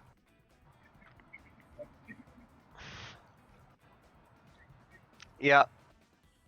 Yeah, if you look at Trevor May's history with his following, he's got a lot of followers. He's big on I Twitch. mean, He's you a do good your best you baseball can, player. right? He's a great guy. Because he's played When with it comes people to like Call of Tim the Duty Tatman, Warzone, with he did Ninja, not Dr. hold his Lupo, own etc. last week. So I kind of gave him some credit as to what I expected out of Trevor May in the competition last week, but watching, obviously, a little bit of a shortfall. You guys didn't quite come out with the win. Is this your redemption arc? Are you here to take the dub this week?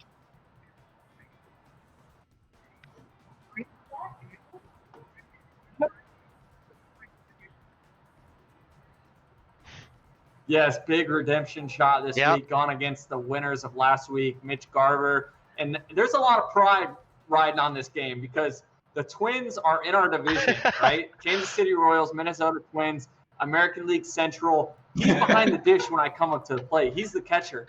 So the first thing I want to say when I see him is, hey, you caught Brock, that L you on the played for sticks Chicago, now. right? So Absolutely, I think that'll be absolutely. some fun. You gonna have were you the South Side fan or were you on the Cubbies when you living there? Because Well, my family is from Decatur, and they are naturally Chicago Cubs fans. Okay. So I am Cubs all the way. All But right. Brett, I have to ask you, man, as a center fielder, it is all about vision. How does that vision translate to video games? I don't think a lot of people realize that the skill set that comes from a traditional sport absolutely can translate to the sticks as well.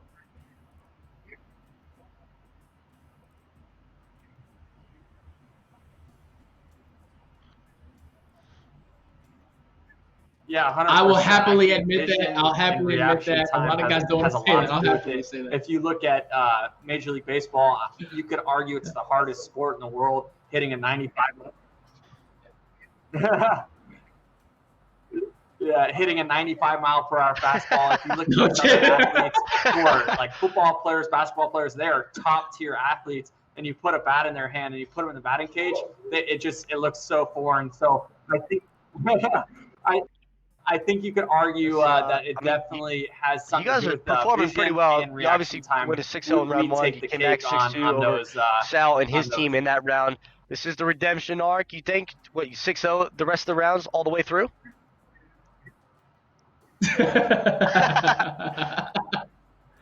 All right. I like the confidence. Yeah. Well, Brett, thank you for coming out. Good luck to you No, in I'm the not rest going of to give what we got in ourselves that front much of us. credit, but definitely Do a I could quick see shout a out here to your 6-1 in the socials near where people can future. find you at online.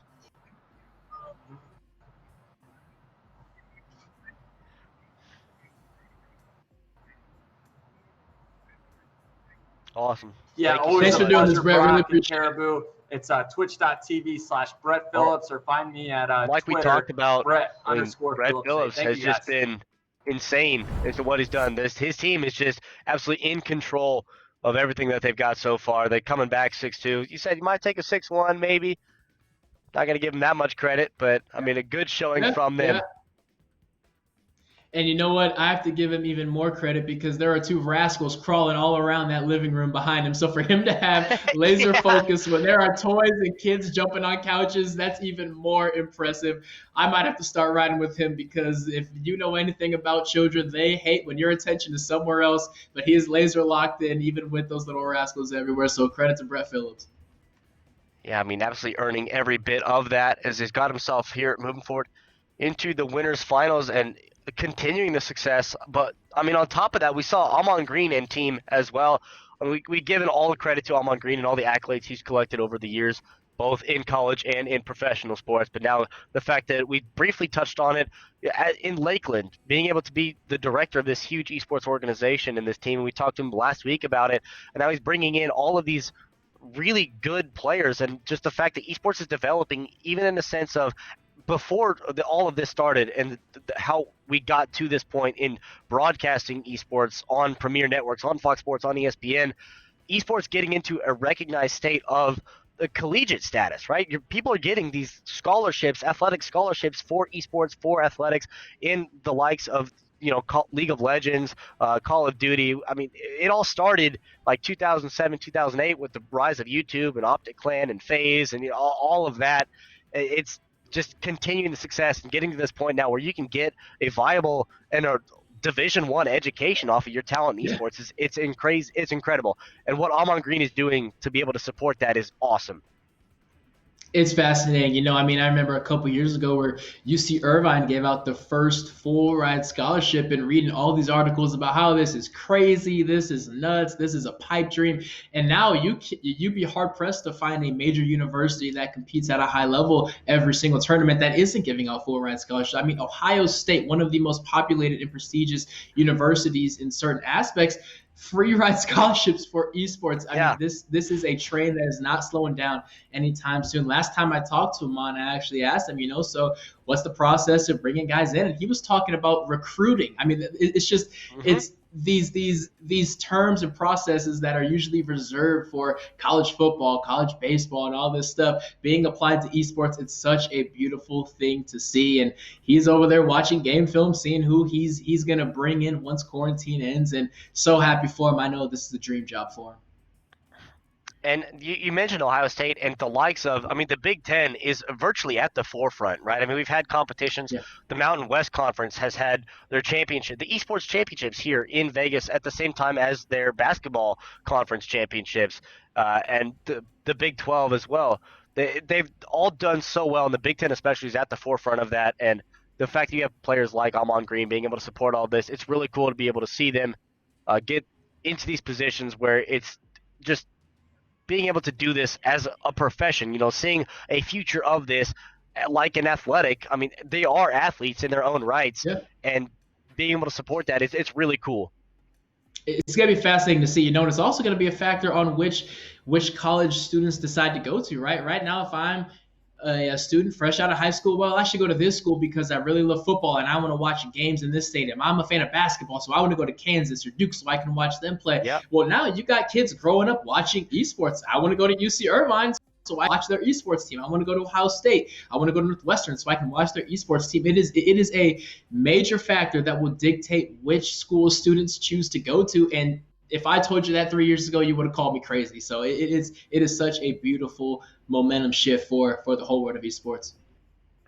Yeah, esports doing very well, and we're able to put on events like this Esports Celebrity Challenge brought to you by the NFL Alumni Association and ESTV, all in support of the COVID-19 Relief Fund.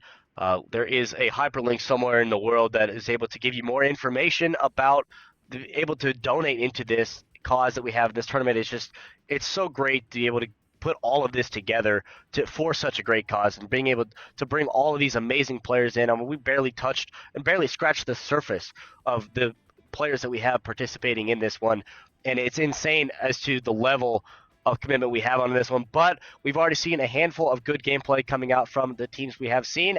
As we progress here into the tournament, we are going to be taking a very quick break. We are going to be back with more Call of Duty gameplay, hopefully a few more interviews, talk to a few more of these players, but don't go anywhere. More Search and Destroy action is coming up after this.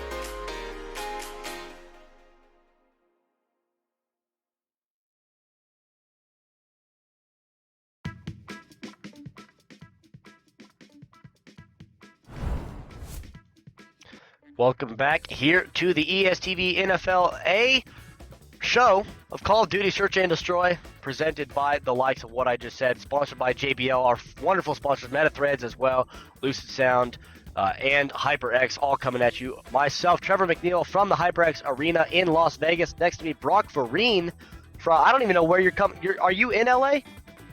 I am in LA at the beautiful Okay. ESTV studios right here in Mid-Wilshire in Los Angeles. Nice. Well, it's a pleasure to have you here putting on this fantastic event. We've talked about all of this going for a phenomenal cause of the COVID Relief Fund, and just fantastic. We're able to get another event coming in. We've had Warzone last week, this week Search and Destroy in Call of Duty, and we've seen a lot of success coming from the likes of Brett Phillips. We got to talk to him very briefly there before we went to the break, and that is where we're going to start out spectating, as he has made himself and his team into the semifinals against the defending champions in Mitch Garver. So potentially might be seeing a really, really interesting map and in a match in this one coming up. Yes, indeed. And the fact that neither of these two teams have lost, remember, even if they lose here, it's double elimination. So even if you go down here, you are not out. Certainly, and it is the best of one, so the winner will go on to be awaiting the next loser out of the loser side of the bracket. We'll see which direction this does go, because this bracket, as it develops, we are getting the loser side to catch up to where we're at right now, but everything else has been going A-okay on the side of the tournament as we're getting into this. And I mean, Brett Phillips coming back, we talked, this is his redemption mark. Is Mitch Garver, are they going to defend their title? You think they got it in them? I tell you what, I would have given it to Garver before we just had the opportunity to interview Brett Phillips, and I don't know about you, Trevor, I felt confidence. That dude is more confident than ever. He's cool, he's calm, he is collected, and he is hungry. You brought up the near loss, or near victory, I should have said, from last week, and you could tell it's still biting at him and his team. He said, I went out and got the best of the best that the MLB has to offer. I got to ride with the hunger, man. I got to ride with the hunger. Yeah, he's feeling it. I mean, going out, we talked about how Almond Green goes to recruit his talent. That's exactly what Brett Phillips did. He went out and got the best of the best out of the major leagues. And, yeah, I mean, it's showing. You just saw Alux come popping off with 15 kills and 2 deaths. He just absolutely put the backpack on, That's and crazy. they're doing very well to get to this position as we're getting everything loaded in, getting all set up. And there is a predetermined map selection that we're going into. Off the top of my head, I don't remember which one we're going to, but I can tell you it's not going to be Arclaw Peak, and it's not going to be Gunrunner. So those two are behind going to force us. an adjustment. And Yes, indeed. that will show the experience that they have, right? Because we talk about the communication, how important it is. You talked about the vision, just being able to see everything that's going on in front of you, being able to adapt very quickly into these new challenges that is the new map. I mean, obviously we see some level of translation from athletics into the esports because of the vision that you talked about. You think there's more to it than that? You think it's just natural skill, or what do you think it is? Genetic pool coming out again? Well, you know what? I mean, you know what? You just hit the nail on the head. Experience is everything, whether it's traditional sports or esports, right? And even going from Warzone to a Search and Destroy, right? Warzone, Battle Royale, no matter where that plane flies, you can drop in the same place over and over and over again. You can have the same strategy over and over and over again. You're not responsible or in control of where opponents hide out, but you and your team dropping at the same spot, going to the same loot boxes, going through the same routine over and over again. There's no routine in Search and Destroy. You are in a very limited map. It's 4-on-4, and you have to have a strategy. There's no hiding behind routine, I would say, in Search and Destroy. And I think that's why the more experienced players seem to be rising to the top so far. Yeah, we've seen really good performance out of what we'd expect to be experienced players. I mean, Brett Phillips talked about, I don't remember who it was on his team, but that plays wager matches very frequently. Like, that's they're virtually game battling. Like, it's competitive on an amateur level, but just going in and playing for keeps. So he didn't hold anything back on his recruiting for this team. He's obviously coming out wanting to win this one and wanting to boost his notoriety, get some accolades here in Call of Duty as well. We'll talk about they are going to be facing off against Mitch Garver and team. It looks like we're going to be going to Piccadilly, and everyone on Team Garver is using the same character model, which is going to be really confusing. You know what, though? That's a sign of solidarity. That's a sign of a team on the same page. It's a sign of communication. Hey, we are the same character. We're going into this with a unified front. It's like wearing a jersey, right? Yep. Doesn't matter what name's on the back, it's all about the name on the front. There you go. Right now, they are down 3 men to 2, make it 3-on-1. It looks like Brett Phillips is making quick work of this one, and they will be taking the first round out of this.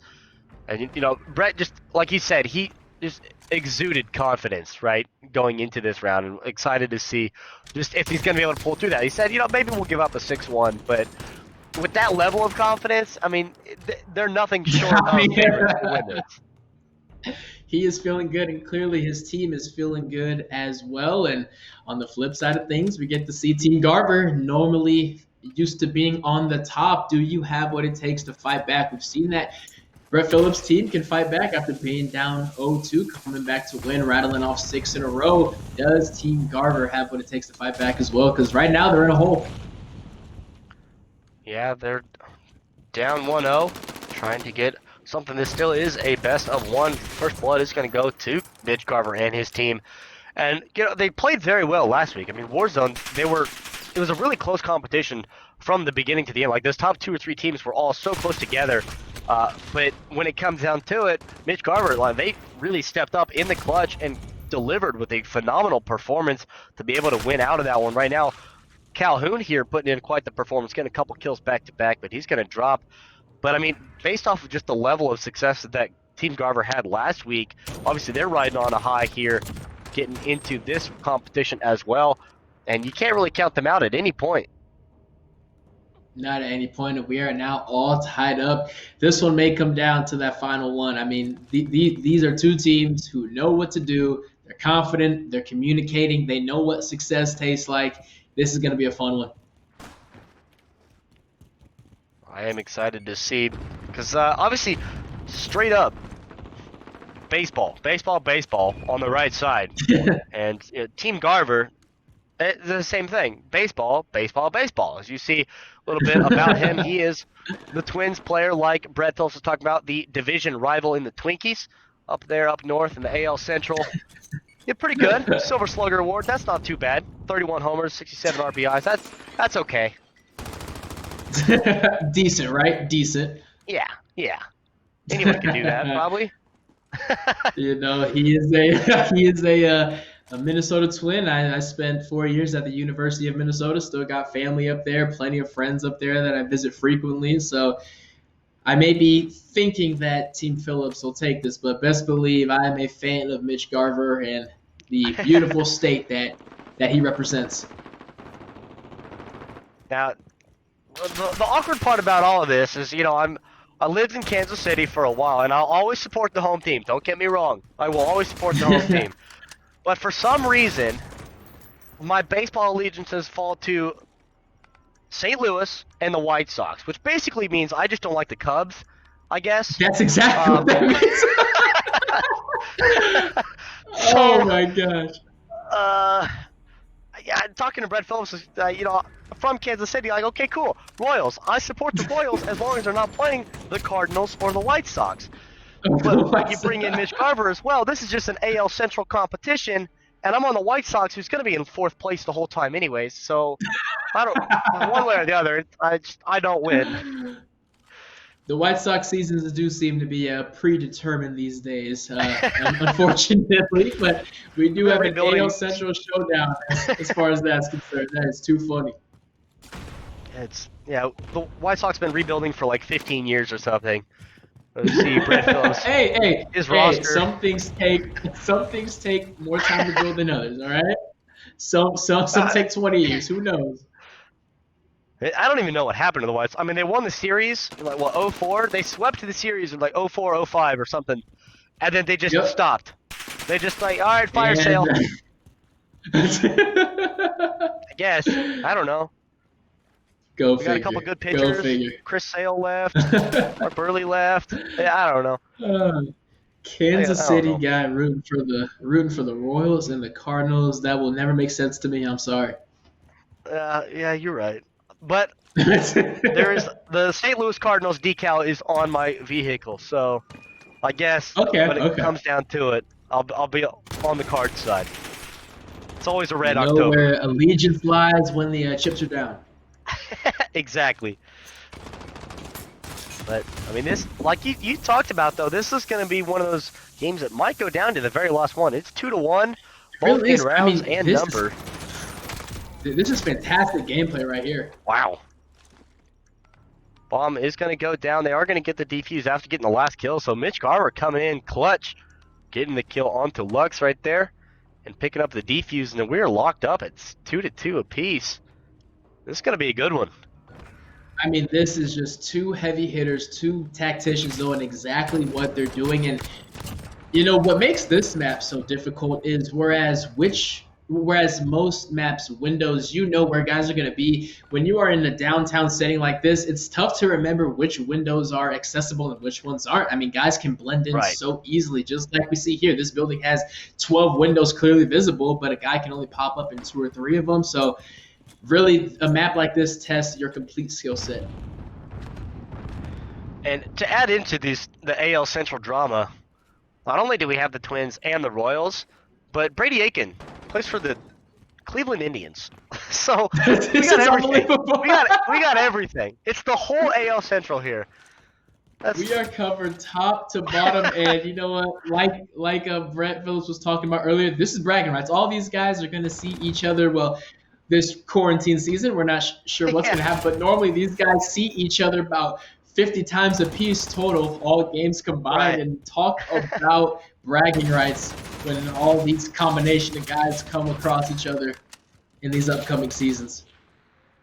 And the thing about, you know, Team Garver is you see the roster there, Tyler J, Steven Gonzalez, as well as Brady Aiken. Garver, as Brett Phillips talked about, he's the catcher. So when he goes up to the plate, he's gonna, he's gonna do a little chip shot at him, like, hey. He gets to see everyone, right? Yeah, he gets to see all of them. Yeah. But on the other side, you know, Jay, Gonzalez, and Aiken, all of them are all pitchers. So that's just quite literally the pitch and catch team on that side. Where you get on the other side, you have Brett Phillips. I mean, they're everywhere. They're all over the field. They got center field, third base, shortstop, and a left fielder on their team. So they just got everything. He didn't discriminate at all. You know, no pitcher, second base. I don't care what position you play. Are you good at Call of Duty? You're on my team. I don't know. There must be some Craigslist that's only accessible with the baseball players where he just posted, if you are good at Call of Duty, I don't care what team, I don't care if we're supposed to be enemies and rivals, I don't care what position. If you are good, join me. We're here to win. I'm sure they've got their own their group messages, the Discord channels, whatever, that are full of recruiting opportunities of events that are upcoming that they would love to destroy anyone else competing. And then word spreads from that point, like, oh, I want to play in that too. And exactly. It's just a waterfall from there. Word travels so fast around these athlete circles, I tell you what. But 3-2 right here. Certainly Team Garver would look to get the equalizer. This is fun. It's very close. I mean, numbers advantage to Team Phillips right now, but they are not going down without a fight. I see Stove here got tagged quite a bit. Gonna peek back up and get the kill there onto Team Mr. Brett Phillips himself, but Calhoun is going to trade one back immediately. They still have numbers advantage and bomb down, so this is a pretty common trend. Like they get bombed down, and it's usually comes down to about a 2-on-1. So actually playing around objective as well as playing around kills.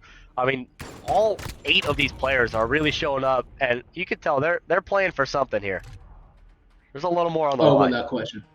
The strategy. I mean, clearly it's easy to tell when guys are just going in blind, saying, "All right, I'm going to kill the bad guys and plant a bomb when I can." But it's clear there's communication before each and every match from both of these teams, because you don't just accidentally have this much success. I mean, even when guys are getting killed, it's never some blindside kill. There's never some embarrassing kill. It's just two really good teams going at it.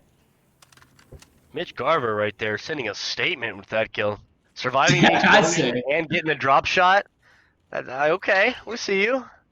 That's a dangerous man right there.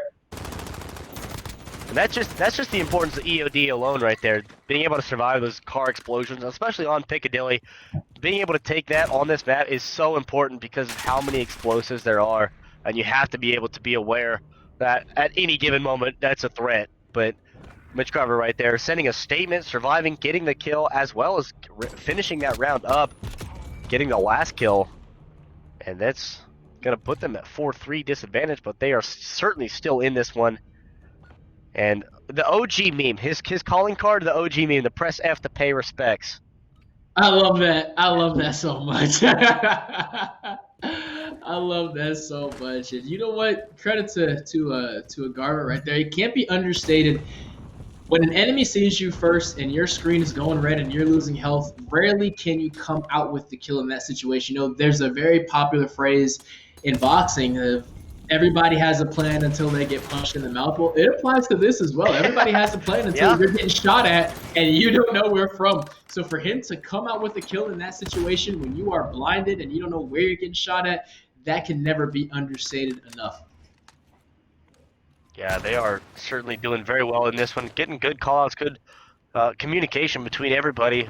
I mean, it's a really close round here, and they're playing it safe. They're playing it smart. But at the end of the day, right now, Team Garver has got a lot of momentum riding on their side right now, as they've got a numbers advantage. They've won the last few rounds in a row, and just look at, as you see the look in on Mitch Garver's camera, he's just focused. He's got the headset. He's just, there's nothing else going on around him.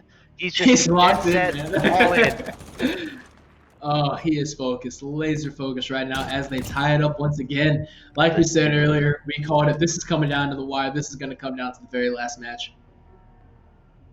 Got him down to a 4-4. Couple more Back rounds man. here before we get winner. This is gonna be, like you said, just gonna come down to it. And these are, I would not be surprised to see whoever loses this to go down to the losers bracket and have a good chance to win back out of this and face off once again in the grand finals. Because like you said, this is double elimination, so winner moves on. Loser still has quite the opportunity. And Lux just seeing a player sprinting right in front of him. It's like, wait a minute, come back. Those are the greatest feelings in the world. I relate that to being a free safety and seeing a quarterback not see you and just blindly throw a lob in the air. There are a few better feelings than that right there than seeing a guy run right by you, loud as ever, and just picking him off. And I mean, the same thing with Brett Phillips. He is locked in. He's got the headset on. Nothing will distract this man from this gameplay. He's going to turn that corner, get the kill. There, Mitch Garver going to get picked off there, and I mean, a quick 1-2-3 is going to give Brett Phillips' team the lead once again on match point now. So they really got to step it up here, and that's a huge momentum boost for them because of the fact that now they're not facing match point, they're on it and have complete control over their own destiny. Huge advantage, and I don't know, is it a coincidence? The kids are no longer distracting Phillips, and here they are with the lead. I don't know, maybe he got those two rascals out of there. I don't know, he said, hey, I got to lock in for the next match. You guys go outside for a little bit. It's game time. Yeah, just give me 10 minutes, and then go back. I have to win this round. I need AL Central bragging rights. Please just give me a little bit of time. Yeah, it's all on the line. We talk about, I mean, the whole AL Central thing represented here. They're going to lose out the first kill, but that's, you know, they're totally okay with that. They're going to win the second trade. Calhoun this time is going to be the one, looks like he's putting the backpack on and doing pretty good for his team here. But I mean, like we talked about, you know, you got to be able to pull your own weight in your own rights because you can't, this is completely different than Warzone. You can't get bought back. You can't just, you know, have these situations of a second chance. You have to be able to win the first time around because that's the only time you're going to get. And the whole team on both sides, they're doing really well. You don't see anybody that's just consistently dying first time every round. They're all getting kills. They're all pulling their weight. Absolutely right. There is no respawn. There is no room for error. Wow. The margin for victory is so thin. And here we come down to the final round. This is what we predicted. Two great teams going at it. This is unbelievable. And that's team captain on team captain right there. Mitch Garver killing Brett Phillips to send this to the final round, the overtime round. Winner moves on. Losers goes down to the losers bracket. And this is for all the marbles right here because I would not be surprised, like I said, to see a rematch of this one after we play out of the losers bracket into the grand finals. So this is huge, whichever team takes this. And you know what? Even though I predict we see both of these teams facing each other again, regardless of who wins, to not have to scratch and claw out of that losers bracket would be such a welcome rest point. So, boy, oh boy, do these two teams want this. Bomb already getting planted at A. First blood, second kill as well. Team Phillips looking really good right now. They got bomb planted, and there's only one left alive. And Now we're going to find out where he is now. This is trouble for Team Garver, and he's going to get taken out. So Team Phillips going to take it. Brett Phillips coming in, a little redemption from last week, picking up the dub this week, and moving on to the next match, as that's going to send Team Garver down to the losers bracket. And that's huge. I mean, you know Brett Phillips, they're dead set. He said 6-1, 6-2, but he pulled 6-5. But a win is a win. 6-5. Oh man, but you know what? They earned that one. I mean, even when you look at both of these stat sheets, if I showed you either of these stat sheets individually, you'd say, "Oh, well, that team clearly won." You know, I mean, yeah, this is unbelievable. It's one of the situations where one team just has to lose. That's the only reason that the coalition lost, just because somebody had to. Both winning efforts, and now Coalition Garver, they're gonna have to scratch a claw out of that losers bracket and get a second opportunity. I mean, it's a great showing from Mitch Garver, going 14-7, obviously doing everything that he needed to do and did it very well. Unfortunately, falling one round short just because of the consistent team play across the board. I mean, like you said, you show the scoreboard from either one of those teams, and that could have gone either way. There's no real defining point that was. I mean, you look at Mitch Garver's score, like, yeah, he probably won. I'm going to say he probably won, but exactly. Just short of that one, and that's why they will go down to the losers bracket. Brett Phillips, we talked to him. You know, he's very confident to move forward to win this one out. Granted, we're all winners at the end of the day, like you said it best, because we're here for the COVID Relief Fund, the NFLA and ESTV putting on this wonderful event to raise money for this. We're all winners, but, you know, Brett Phillips, he's on cloud nine right now. Oh, absolutely. Absolutely. They are virtually high-fiving and cheering with one another right now, and they get to rest for just a quick second as they await who that championship matchup is going to be. And what an advantage it is to grab a Gatorade, grab some coffee, whatever you need, and gear up. And I know if there's a team they don't want to see, it's that team that they just beat. So I know who they're rooting for in the semifinals of the loser, or rather the finals of the loser bracket. Yeah, certainly going to be one to. It's a little too close for comfort there, but you see the link down below. Anyone that would like to help support in the fund on how to donate, information all there at NFLalumnihelp.com. And like I said, it's just for a great cause, and being able to get all of these star-studded athletes and personalities into this is such a cool event, this Esports Challenge. You can also connect on social media down there at NFL Alumni. But, I mean, being able to have all these players coming in from all walks of life, it's just the baseball, they're the ones that's showing out. The major leagues coming into play today.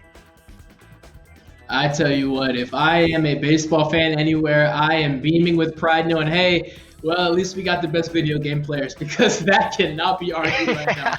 What is the most difficult sport? Everyone has their take. What is the best sport, the most popular? I don't know. But one thing that is undeniable, Trevor, is who has the best Call of Duty players. I don't even know who's second, but it ain't close. Baseball has this one. They're doing pretty. You think maybe if you were still in this competition, things would be a little different? Woo, I mean, I could make up maybe a win or two, but I don't know about a 6-0, 6-2 sweep and then a 6-5 dogfight. I mean, I think, unfortunately, the odds were stacked against the football players this evening. But you know what? Maybe next week we'll fare better for football, because if I know anything about all those football guys that I know, they are not going to take this lightly. They are upset. They may be embarrassed, and they're coming back next week swinging. Well, now that they hear, you know, we had the interview with Brett Phillips. You know, they heard, oh, he went out there and recruited players. Like he wanted to. Okay, we're not just going to take our friends, the people we played with in the past or whatever, whoever we hit up on our phone. We're going to go out. We're going to send out a message. All right, you're good. I see you play. You're good. You're on my team. We're coming out swinging next week. What is it going to take to get you over here? Hey, man, I know we're on different teams. We usually beef, but trust me, this is about football versus baseball right now. This isn't about Giants versus Seahawks, Packers, and Bears. This is about football versus baseball. I need help. Who can help me? Yeah. And at that point, you got to get something, because we've just seen, I mean, I'm on green. Their team did pretty good coming out of that first round. We saw them playing, but unfortunately, they went up against Mitch Garver's team. And, well, Mitch Garver's team just kind of won outright. I mean, they're a really solid team, and even competing against Team Phillips, I mean, going down 6-5, you can't count Mitch Garver and the team out, because now they're down in the losers bracket where it's still a best of one, but they still have a chance to come back and meet again with Team Phillips. But like you kind of mentioned rivalries, and I'd like to pick your brain a little bit about that. In your tenure of playing, what was like the favorite rivalry that you got to experience in college or Oh professional? wow. Yeah, college. Well, Minnesota's weird. I don't know why everybody hates us, but we have 6 trophy games, I think, something like that. We had a rivalry with Michigan. We had a rivalry with Penn State, with Iowa, with Wisconsin. Northwestern hates us for some reason, So, Okay. college. I think because college, every game for some reason in the Big Ten ended up being a rivalry game. I will say this. Obviously, everybody knows about the Packers and Bears bitter Right. rivalry. And this is blasphemous that I'm about to say this, but playing at Lambeau Stadium, Lambeau Field on Monday Night Football, it is an atmosphere that I cannot even describe. And quite honestly, Trevor, the crazy thing it doesn't feel like an NFL game. It doesn't feel like a college game. It feels like a high school game. An entire city, a small town, shutting down. The parking lot is really driveways of neighbors. You're driving, weaving in and out this tiny little neighborhood, and all of a sudden this massive stadium just pops up. There is no feeling quite like it. So to add on top of it a rivalry atmosphere, there's nothing like a Bears Packers game, Monday night or Sunday night football at Lambeau Field. Okay. Now, from a spectator point of view, especially because of the fact that you got to experience that kind of thing, from a spectator point of view, out of the NFL, what's your favorite rivalry to watch? Bias Oh aside. wow. hmm Oh wow, that's a good one. You know what? I have to say Seahawks and Niners because you have two Okay. teams who back when it was Harbaugh versus Pete Carroll, that Hmm. rivalry that they had in college translated over to the NFL, and you just felt it.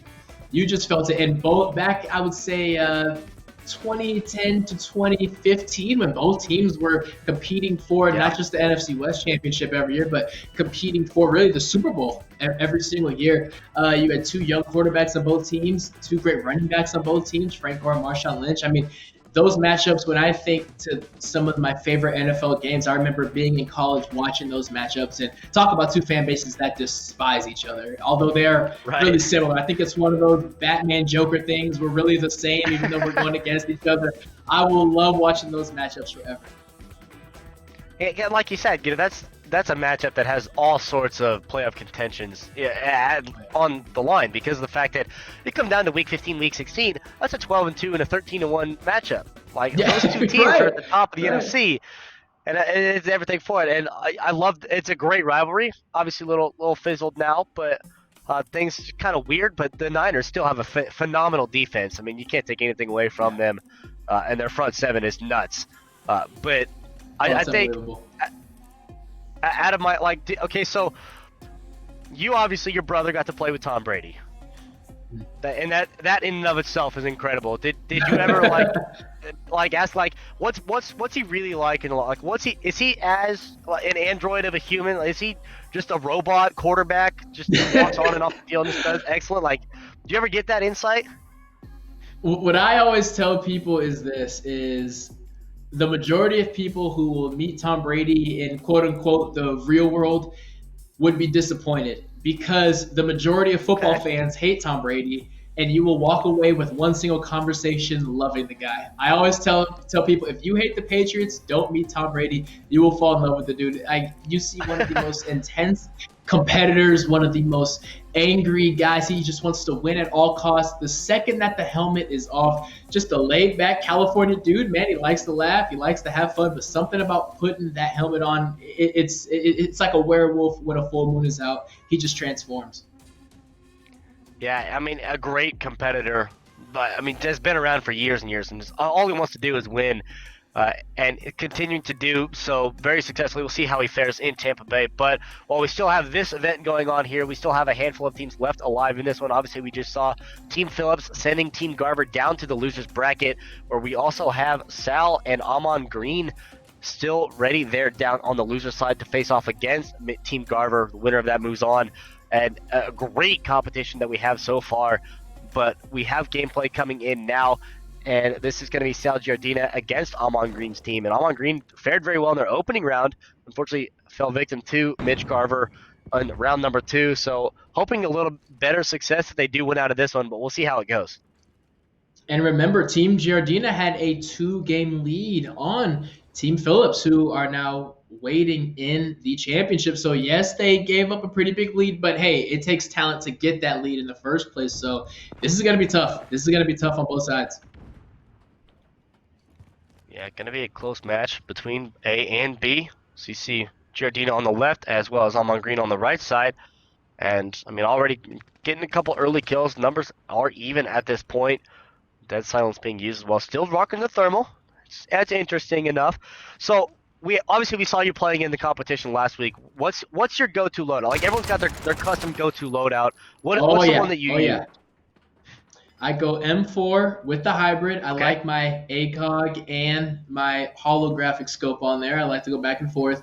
I am all about being off the radar. I'm going ghost. I'm not you are not seeing me. You are not hearing me. I am a ghost to you. And I found that to be the best advantage. Hey, if you can't see me, if you can't hear me, it doesn't matter if your gun is better than me. It doesn't matter if you are better than me, because I'm going to see you first, and that is my go-to. Yep. What about yourself? I have 2 different setups. I have the Ram 7, which nobody uses, but I love that gun, and it's incredible. And I have fully loaded on it, so every time I get it, I got all the ammo I need, as well as same thing. I use Ghost and Cold Blooded because you see how many people using thermals. Well, I don't want them to see me. I don't want to be on the radar, and I don't want your thermal to see me either. So just none of that. I'm just going to completely mitigate all of that. But I love the Ram 7, and then I'll always have a second. I don't ever run with the overkill, so I don't have 2 primaries because I'm always reliant on picking up a second weapon because Warzone's so great. Yes. They're so generous. All of the weapons they have, man. like are you kidding me? Sniper rifles. My favorite that people really don't ever like, and I guess I'm just a contrarian because I play things people don't like because I use the Ram 7. I use the MP5 that has the night vision thermal, the Rampage that they use. I'm looking at you crazy because I hate that night vision thermal. I hate that night vision thermal, man. I hate it. I don't know why. It puts me on another level. I've just become a superhero with that. I don't know. I just shred. If anyone wants to play Warzone, hit me up. I'll show you what it means to be. Exchanging info. We will be absolutely. exchanging info. That's what I'm looking forward to. You know what? It is shocking though. The like you said, the Ram 7 seems to be overlooked. It takes a while to unlock it, so maybe people by the time they unlock it, they've already fallen in love with different loadouts, different weapons. But man, if you know what you're doing with that thing, it is as dangerous as anything. And that's another thing I really love about Warzone. And just talking about Call of Duty in general, I love the fact that Warzone has introduced this huge variety of weapons that, like, where the meta prior to Warzone coming out was just straight up MP5, M4. That's it. That's all anyone's ever using. There's nothing more than that. That's everything. There's nothing more. And then you introduce Warzone, and people realize, oh, the Odin's actually really good. The M13 is actually really good. The Uzi, the MP7. There's all these other weapons that are viable and are really good with these own certain loadouts, and it's kind of giving this open creativity for players to use, and I love it. It's so good for the competitive state of the game. It really is. It really is. And one thing that Call of Duty has clearly made an effort on in this most recent game, like you said, is making sure that it comes down to the talent of the player. Too often, the gun you're using dictates whether or not you get a kill, how far you go. But maybe not by evening out every single gun, but at least evening the playing field a little bit, forcing guys to use some other guns. Hey, maybe I should snipe. Like you said, the M13, the Ram 7, the Uzi, very overlooked guns. Heck, I even see some guys running around with light machine guns, which you never see in earlier Call of Duty, you know? I mean, really utilizing, saying, hey, we took all this time to make 30, 40 guns. We're going to make sure you guys actually want to use them this time around. And yeah, they're doing very well to make sure that point comes through. I'm sure after this round, Almond Green's got to have a conversation with his team because he picked up a team kill. He killed his own teammate. So that's oops. But we're not going to talk about that. Just push that one under the rug. Again, that transition from Warzone to search and destroy. Search and destroy is not forgiving. There is no room for error. So you put a bullet in your teammate's back, they are going down. And this is, I mean, Amon Green, we talk about the baseball teams through and through. Amon Green's team is the NFL team, top to bottom, with the likes of Ricardo Brown, Ethan Butler, and Alex Burgos on there. They're a very stacked team. I mean, all retired players at this point, and they've been around the block. They've been on a number of teams all over the place, especially you talk about Amon Green, his experience there in Green Bay, and just what he's done for sports and esports in general is incredible. It's unbelievable. It really is. And I think it's going to be one of those things 10 years from now when esports is finally seen as just as big as any other more traditional sport. I can firmly say, I may be biased, but I can firmly say a name like Amon Green is going to be attached to that throughout history. And he's too humble of a guy to admit that or know it, but I'll be the first one to say it. Again, going back to normalizing esports and putting that in conversations with the NFL, with the MLB. Because I mean, hey, numbers don't lie. Numbers don't lie. And you see Staples Center, you see Madison Square Garden getting filled to the brim with fans screaming and chanting. I mean, it is undeniable at this point. Yeah, it's insane. These players they're able to do this kind of stuff and bring this all into light. I mean, you saw Amon Green's cam. We got to talk to him last week in an interview. Just how cool his man cave is. He's setting up his stream room. He's got all this stuff. He's got all his memorabilia. He's got all of his jerseys on the wall. I think he had like 4 or 5 Batman signs and a 6-foot tall cardboard cutout of Ben Affleck's Batman. Like his stream room is just decked out, and it's so cool to see. He loves it, man. I tell you what, if you are into comic books or if you are into video games in any capacity, I don't know if he should invite anybody over because they will be walking away stealing something. There is so much cool stuff in that man cave. I said you have to be careful who you let in here because some stuff's going to come up missing here. When you saw at the beginning of this round, a couple of quick kills there on the vehicle explosion. That's nice little spray paint. That's fitting. That's beautiful. One of the standards, but one of the best go-tos. Spray paint that hard. I love the emotes that they have in this game as well. But I mean, a quick 2 kills they had at the beginning of the round with the car explosion. And I talk about EOD and just how important it is on this, being able to survive those vehicle explosions. And we saw just how important it really went off. Like Kilo, that's another gun I totally forgot to mention.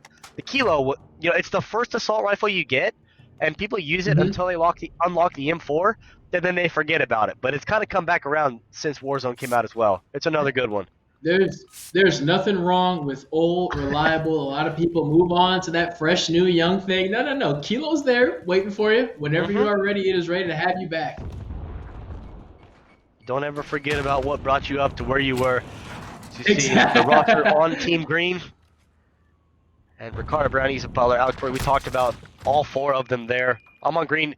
In the interview we talked, I mean, you said he's a super down-to-earth guy. He's very humble and such a nice guy and just so easy to talk to, and kind of the allure that's such a great person to have at the head of an esports program at Lakeland as well. I mean, being able to recruit these players and it's just being able to talk to a guy that has the accolades he does, has the experience he does, and just life experience in general as well. As you see what he's done. He was a running back forever and ever, a 4-time Pro Bowler, over 8,000 career rushing yards. I mean, he's been around the block, and just the life experience that he has on top of what he brings to the table for sports and esports is just so crucial to have, and I expect great things coming out of his program that he's building there at Lakeland.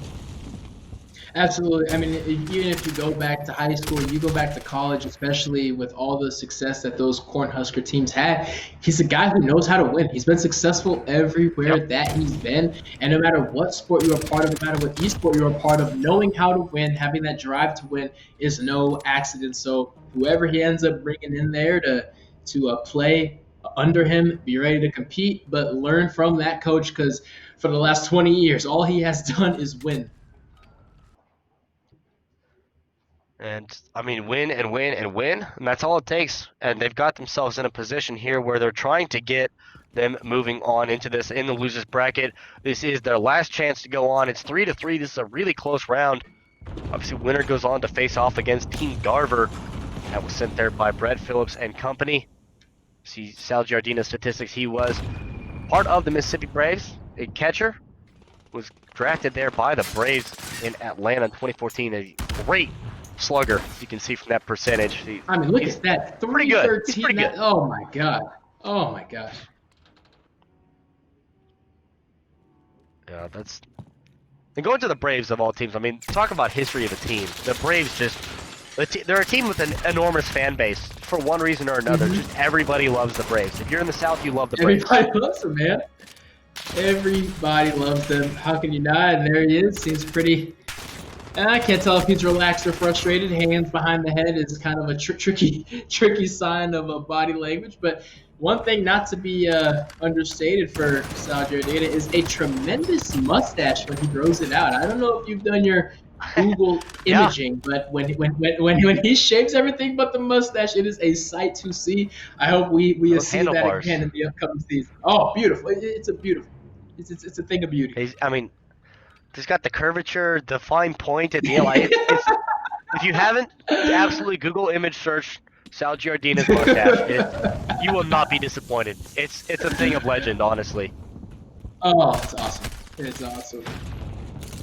Unfortunately, they are finding themselves right now up 4-3. They got numbers advantage, but I mean it's rough from left to right to see where they're at. As you see, on green, they have the numbers advantage. They're up 3-1 right now, and it's hard for them to be in this position. You know, momentum obviously swinging both ways, back and forth, because of just how close this one is. And in a competition as tight as this, as mentally exhausting as this one's going to be, moving forward, you know that Mitch Garver is waiting you in the next round. And what you saw them do, they've had time to recover and recuperate after the game against Team Phillips. And they're good. Oh, they're the real deal. They're the real deal. And not only are they the real deal, they are angry about that loss. Came down to the last match, and when you lose, when you go all the way down to 6-5, you have all this time to think about, man, if I just didn't die that one time, if I didn't throw that grenade over there, do it over here. You know, they've spent the last 10 minutes just analyzing every single detail. They're going to be ready, and they're going to be angry. Great flash. Whoever comes out of this, you better bring it, whether it's Team Giordina or Team Green. And as soon as they had the numbers advantage, you know, it was 3-on-1. Now it is a 1-on-1 here between Amon Green, and he's going to be able to get that one. With that thermal coming through, he's going to get round 5 for them, put him on match point, and a great showing right there. Almost able to bring that one all the way back, but at the end of the day, thermal is what gave you away. That's a great effort right there. That is a great effort, and we got Amon smiling right there. He knows how close that upset almost happened, but not on his watch. Not going to happen today, not giving up that easily. And now we here on match point. See if Team Green's going to be able to take this one to move on. I mean, they've already, like I said, they've already faced off against Mitch Garver 1. And that's, again, showing just how important EOD is to be able to survive those vehicle explosions. Sal's going to be able to pick that one up from a little assistance on that vehicle. And make this one an even 3-on-3. But unfortunately, Amon's going to pick another one up real quick. Make it a 3-on-2 here. Does see someone on buses. See if he can get a kill. Couple shots to connect, but nothing more than that. You see a lot of patience in this round here. A lot of patience in this round, and that's how kills like that happen. You sense a guy behind the buzz. Hey, I don't need to rush him. I'm going to sit right behind this berry and wait for him to come out, and we just saw it's a success right there. Hit him with the stun grenade, not giving him a chance, and Sal coming out, putting the backpack on this time to carry his team. Now they have the numbers advantage. They do not have bomb down. You see Amon does have the bomb in his hands, but it is up to him to plan. He's got time ticking. Coming down now to the final 10 seconds. Backs against the wall here for Team Giordina. I think he's just going to take the wash. No, he's going for the plant. The stun is going to hit. They are going to see him. They are going to get that kill, so that's going to be the 5-4 now. They are fighting to stay alive in this one. They're not giving up. Good kill. They do not want to go home yet. No, they do not. And tremendous kill right there. As they live to fight another round. Yeah, posting up on the buses, being able to see the site. I mean, you can control virtually the whole map at that point, especially when you have a 2-on-1. You know that he has to plant the bomb in the next 3 or 4 seconds, and you are in complete control of everything that's going on Just being able to see him, call him out, and get the kill. Keeping them alive in this one. Still match point for Team Green. Again in this round. You can sense the urgency and the desperation from Team Giardina, but they look cool, calm, and collected so far. But boy, is this high stakes. 3-on-3. Make it a 1-on-2 now. After a very quick flick the sticks, got taken out. Sal got taken down. So it's up to the real Dirty Dan against the couple. He does have bomb. He's going to plant. Like I said, they still want to stay alive. This is the most vulnerable point that you're at right now, though. Got to get out of here before, and hopefully you can find someone. His bomb does go down. And now it's up to you. You are the last hope. Ooh, flash gonna hit, so they're gonna know where he's at. Oh, he's gonna get tagged. Not taken out though. He's gonna heal up a little bit. They are gonna get the kill though. He's gonna turn the corner. The real Dirty Dan does go down, getting that pistol kill, and they're gonna get the defuse as well and the victory. So Team Green taking it 6-4 over Sal Giardina and company, and that is them moving on to face off against Mitch Garver again, which they really got to step it up if they want to face off and do better than they did last time.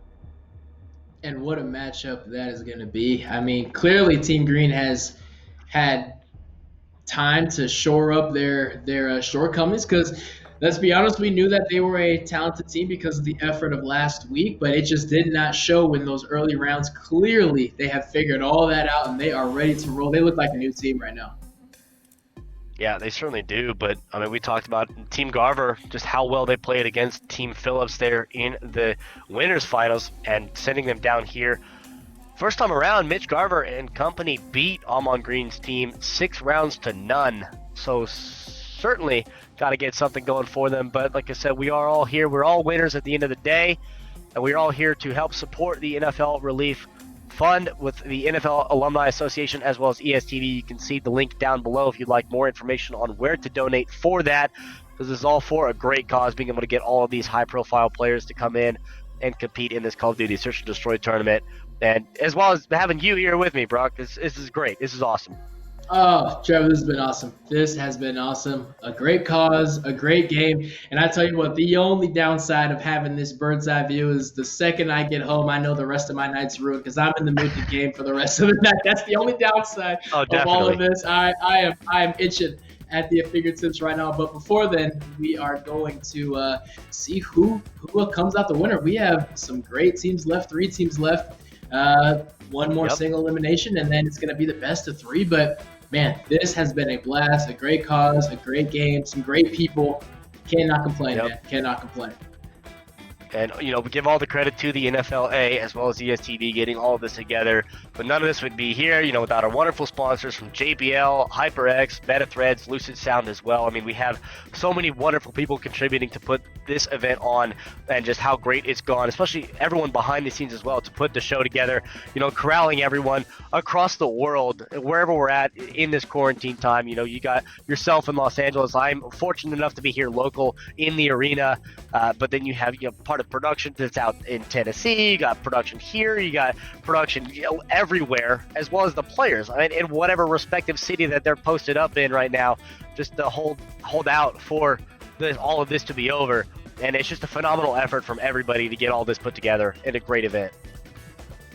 It's unbelievable, man. I mean, I'm here in Los Angeles. I have plenty of friends who are playing in this tournament who are also out here in Los Angeles, and we also have 2 separate teams who are all based in Jersey. It doesn't get more coast to coast than that, right? I mean, that is the definition of what video games are about, what this tournament's about. It's about community, and it just so happens that we get to play a fun game for a great cause, but it's all about community, bringing everybody together. What more can you ask for? Yeah, bringing everyone together. Unfortunately, though, we also have to split them apart a little bit because we can't let them play on the same team. Our next matchup is going to be, like I said, Team Mitch Garver against Almond Green's squad. And, we had a wonderful set of rosters that came in today, a wonderful amount of people. But like you mentioned, we have 3 teams left over. And Mitch Garver's already beat Almond Green's team one time, so they're looking for a little bit of redemption. I mean, they have a phenomenal team on them. We just saw them put up a pretty good fight against Sal Giardina's team. But we've also had, your brother, Shane Vereen, and his squad coming out and representing Aaron Beasley, Orleans Starqua. Brett Phillips is up there awaiting the winner of this match in the finals. And it's just been a phenomenal star-studded roster that we've got from everybody. But you see Team Garver and Team Green is going to be coming up here very shortly once we get all this situated and set up. Oh, this has been great. I mean, NBA playoff basketball is supposed to be on this time of year. That's gone. That's normally what gets me through Sunday afternoons. But you know what? I will take this any day of the week. Yeah. This has been incredible. Guys are competing. Guys are getting after it. And we may not be able to hear their audio, but best believe they're as intense as they've ever been. This is just like game day for all of them. Absolutely. And, being from Kansas, we ended the season ranked number 1 in college basketball, and I was ready. I was so ready for March Madness, and I was ready I would be on cloud 9 still bragging about the national title that we just won, the first one in 12 years, but I'll take a number 1 ranking at the end of the season. But yeah, this is the competition that we get to spectate, that we get to watch now, bringing athletes and sports into the esports world, and it's amazing to be able to do something like this. And we already are starting out here in round number 1. Sniper coming out, not quite working out to their benefit just yet. Almond Green already losing 2 players, but this is going to be a little changing up. Like you said, we change the map, change everything around. You start to bring in that translation of, you get the vision, the reaction, the adaptability that these players have, both from their actual athletic side and translate it here into the video game world. You got to be able to improvise and adapt and overcome. Sudden change is what they call it. I had a college coach my freshman year in Minnesota, Tim Brewster. He said the game is about sudden change. Who can adapt to new surroundings the quickest? Whoever does will automatically have an advantage. And so far, it is Team Garver who has adapted to this new map. Yeah, they've been adapting and taking advantage of this pretty much the whole time. As you see, you're already pushing up. They're not wasting any time to get here onto site, and they're coming in full force. As you see, Team Garver, Mitch right there on camera, as well as the rest of his roster. Another one of those top to bottom MLB teams fighting to get back onto the winner side of the bracket. And yeah, like you said, they're taking care of business right now. Oh yes, and there's Mitch Garver right there, locked in. That loss to Team Phillips still fresh on his mind. He cannot wait for an opportunity to get back at him. And so far, so good right now, barring any kind of meltdown. They are looking prime in position to get that rematch. And at this point, you would just hope for Brett Phillips and his team. They're still playing a couple of games. They're still keeping themselves warm, because you can't just be sitting idly by while the rest of everyone's staying warm. You got to be throwing the ball around a little bit, keep yourself fresh. Absolutely. Rest versus rust, as they say. Rest versus rust. Yes, you can rest a little bit, but don't take too much time off, because no matter who you play has been playing for the last 45 minutes nonstop, and they are locked in, they are tuned up. So if I'm Team Phillips, I hope that by now they've had a game or 2 in, and you don't want to go into a championship game cold. You want to be rolling smooth. So word to the wise, if they have not started warming up, the time is now. And Almond Green here, still going with that thermal sight, picking up a kill. We saw a couple good quick snipes, and Coalition's actually going to pick this one up. Almond Green and company going to take a little fight back. First round. Okay, a little fight back. I like it. Not going to go down so easily this time around. They got 6-0 first time, but no shutout today. No, sir. And quite honestly, going from that first round to here, Team Green has been night and day. They look completely different. I don't know if they'll have enough to overtake Team Garver, but right now it looks like there is a chance. But most importantly, it is clear that this is not the same team that Team Garver faced about 2 hours ago. Well, absolutely not. They are, and maybe that's Mitch Garver and company just getting a little too comfortable. Maybe they're thinking, "Oh, we've already beat them once. We'll do it again, no problem." But here they are now at a numbers disadvantage, and potentially going to be in a situation where they could be dropping another round to tie it all up. I don't care what sport you are in, what level you're in. Every coach has the same mantra. There is nothing more difficult than playing the same team twice.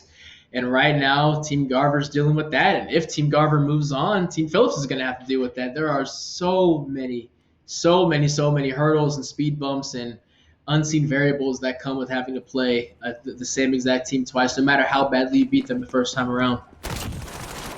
And Almon Green, he's heard him coming up behind him. Bomb did go down right in front of him.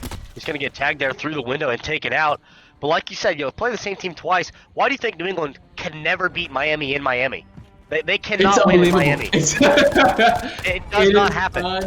Unbelievable. And it's fascinating. You have a team full of 21-year-olds up to 40-year-olds. I mean, grown men who you wouldn't think would deal with mental roadblocks and mental hurdles, but it is that case. A lot of times when something has happened so many times, year after year after year, when things go bad, instead of having the natural instinct to fight back, you then go to, well, here we go again for the 10th time in a row, and I guess it's shocking that even athletes in the prime of their career playing at elite levels can still fall victim to the here we go again feeling. But, New England and Miami, man, I don't get it. I honestly think because Miami is such an awesome city, it's just hard to stay focused. That's my personal thought on it. As soon as the sports books open back up, if there's ever the opportunity that when it comes down to week 16, week 17, and New England plays at Miami, put your money on Miami. I don't care if they're a 16-point underdog. You're going to win out on that bet. It doesn't matter who it is. That is sure money, huh? That is a sure money. I almost had a bet on it. The year that the Gronkowski miracle in Miami happened. Oh, yeah. Where they scored the last play. And I was 1 minute away from putting a bet down before that game started on Miami. Like they don't win. I mean, New England's 13.5-point favorites, but they don't win in Miami. And I told someone at work to do it too, and they didn't listen to me. And guess what happened? Miami won, and everyone came to work, and they're like, "I can't believe it! You were right." What did I say? I tried to tell you. They should have listened. Hey, but I bet they listen next time. They should. If there's anything that you ever learn, Miami always wins, and it doesn't make sense, but find a way. It happens. And you know what? It's one of those things where I don't care how many years, we could be 50 years in the future. If the Patriots and Giants meet up in the Super Bowl, guess who I'm putting my money on? I don't care what. It's gonna be the Giants. It's gonna be the Giants. The curse of Eli still lives on. I don't care how many years in the future we are. That one actually made a little more sense, at least, in the sense that the Giants' defense was incredible. Like what he put on that defense was insane. But I mean, it's a 2-12 Miami team beating New England. Just come on.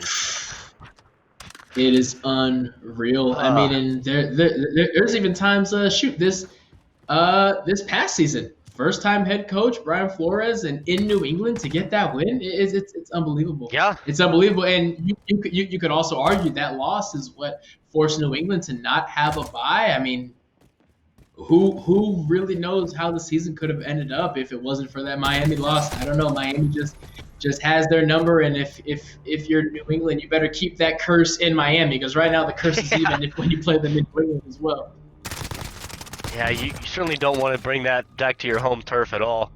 And I mean, for the time being, spectating here in this gameplay, we're watching Almon Green and Mitch Garver facing off, winner to go on to face off against Brett Phillips in the finals. And we all of this conversation stemmed from the fact that they've already played each other one time before. Mitch Garver winning this 6-0. This time around, Almon Green pulling a couple rounds out. They have lost a couple in a row here, but they have the opportunity still to come back from this one and put themselves into that. Because, I mean, we already saw how great of a matchup it was between Mitch Garver and Brett Phillips the first time around.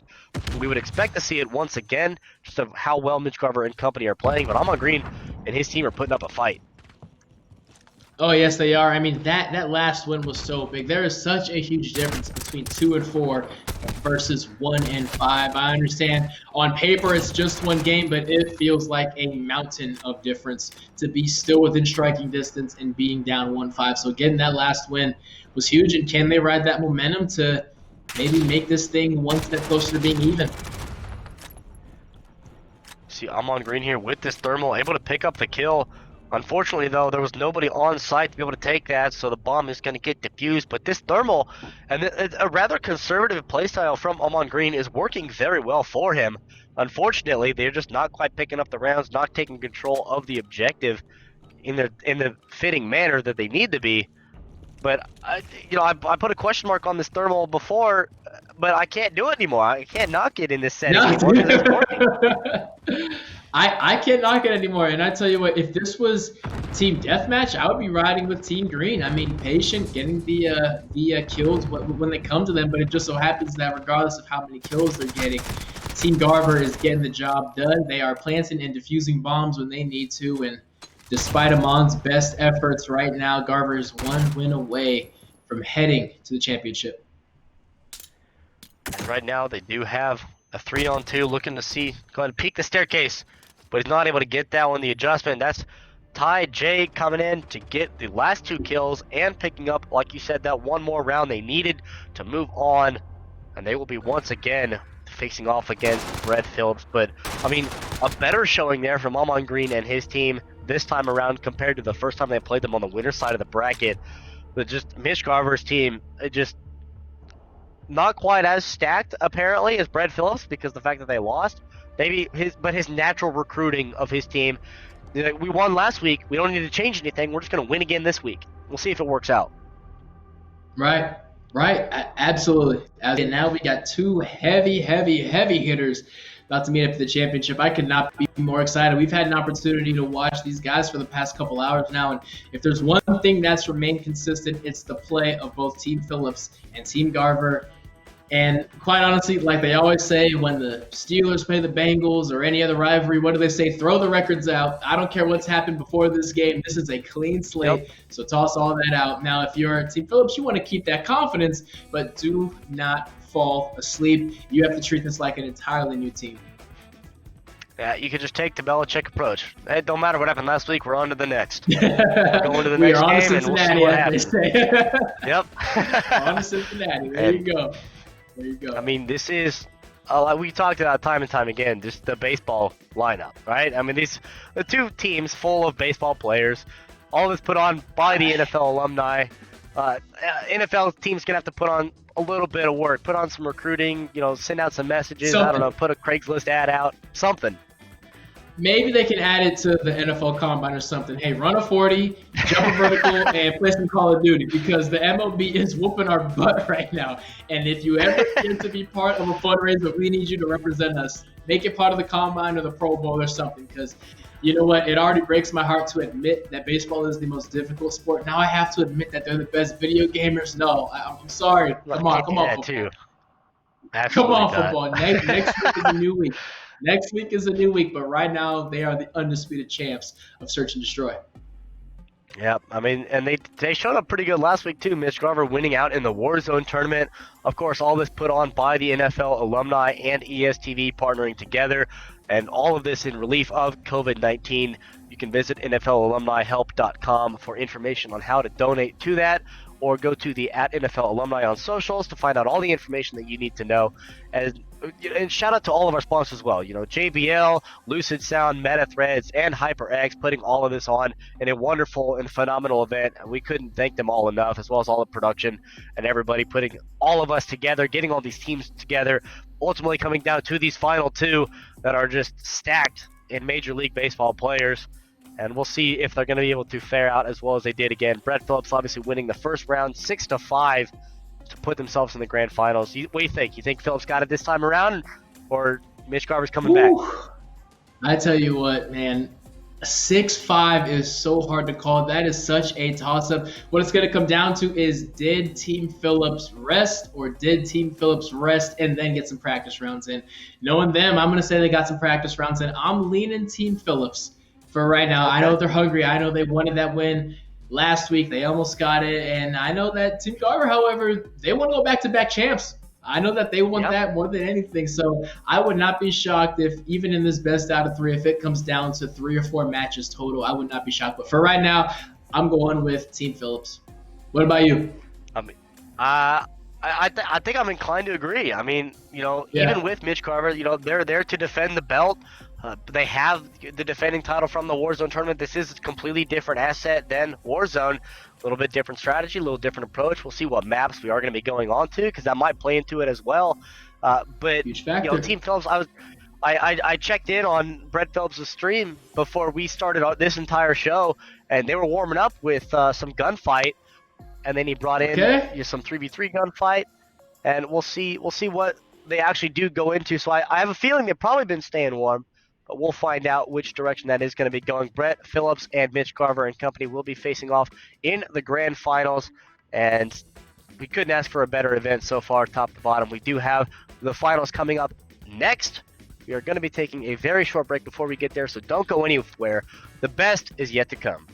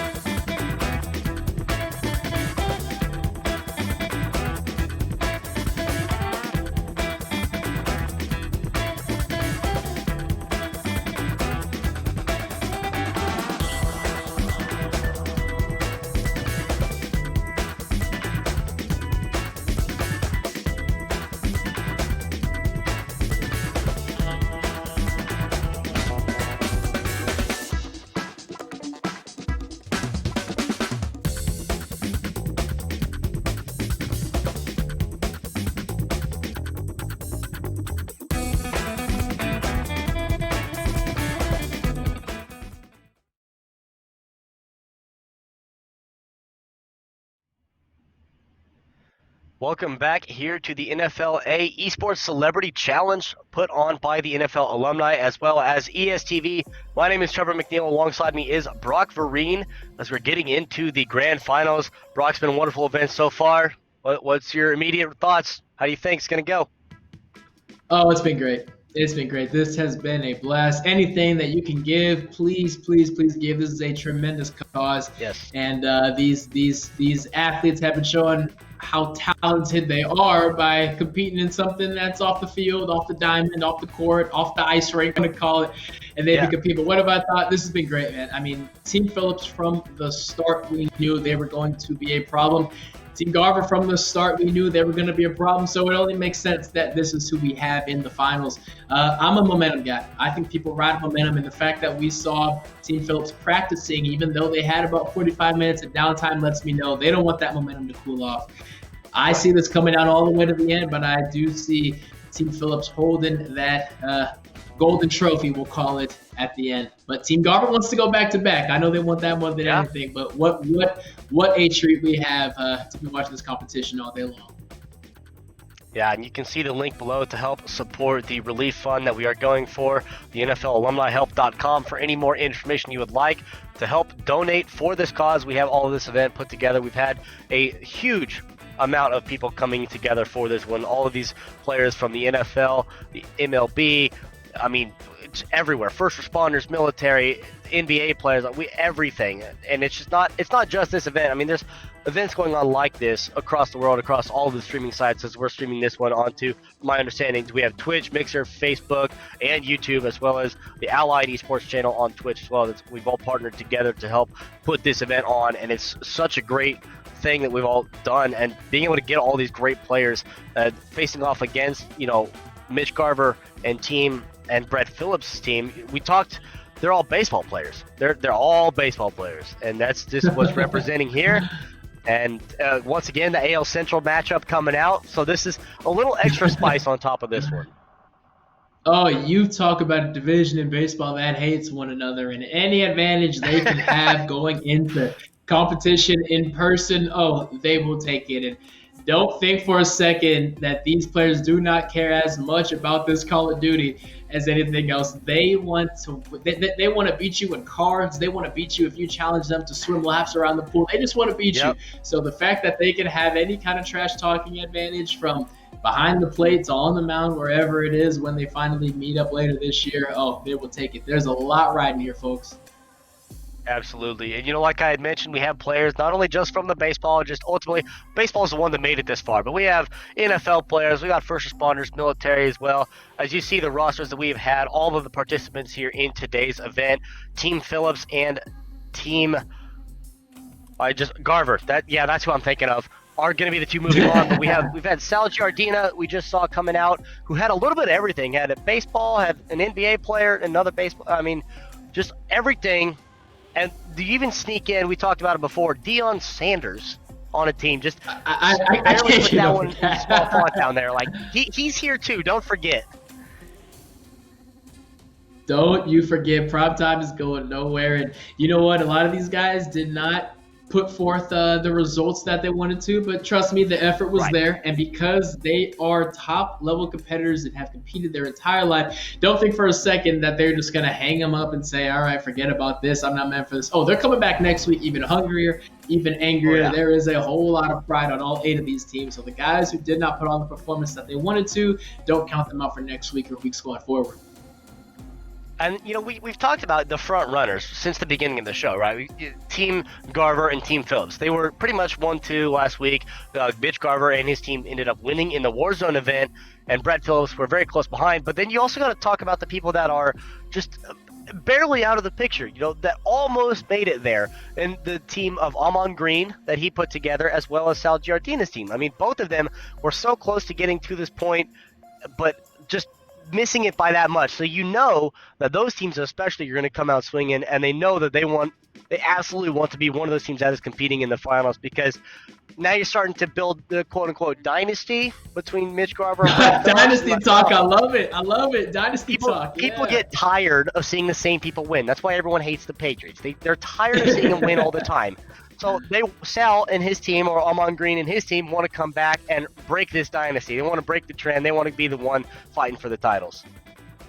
Without question. And credit to Team Green. If there is a comeback Kid of the Week trophy, it goes to Amon Green and Team Green, because if you showed me video footage of that first match and told me they were going to be competing for a chance to get back to the championship, I would have called you crazy. But they fought back. Yeah. They fought back. And what that says is going next week, they are trending upward.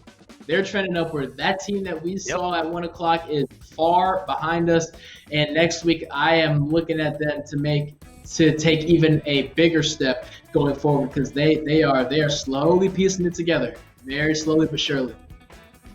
Yeah, they're getting there, and we knocked a little bit on that thermal that Amon Green was using, but Yeah. he made it work really well for himself. So I mean, I'm not going to say anything about it anymore. Yeah, obviously, he knows something that I don't, because he's got it working out for him.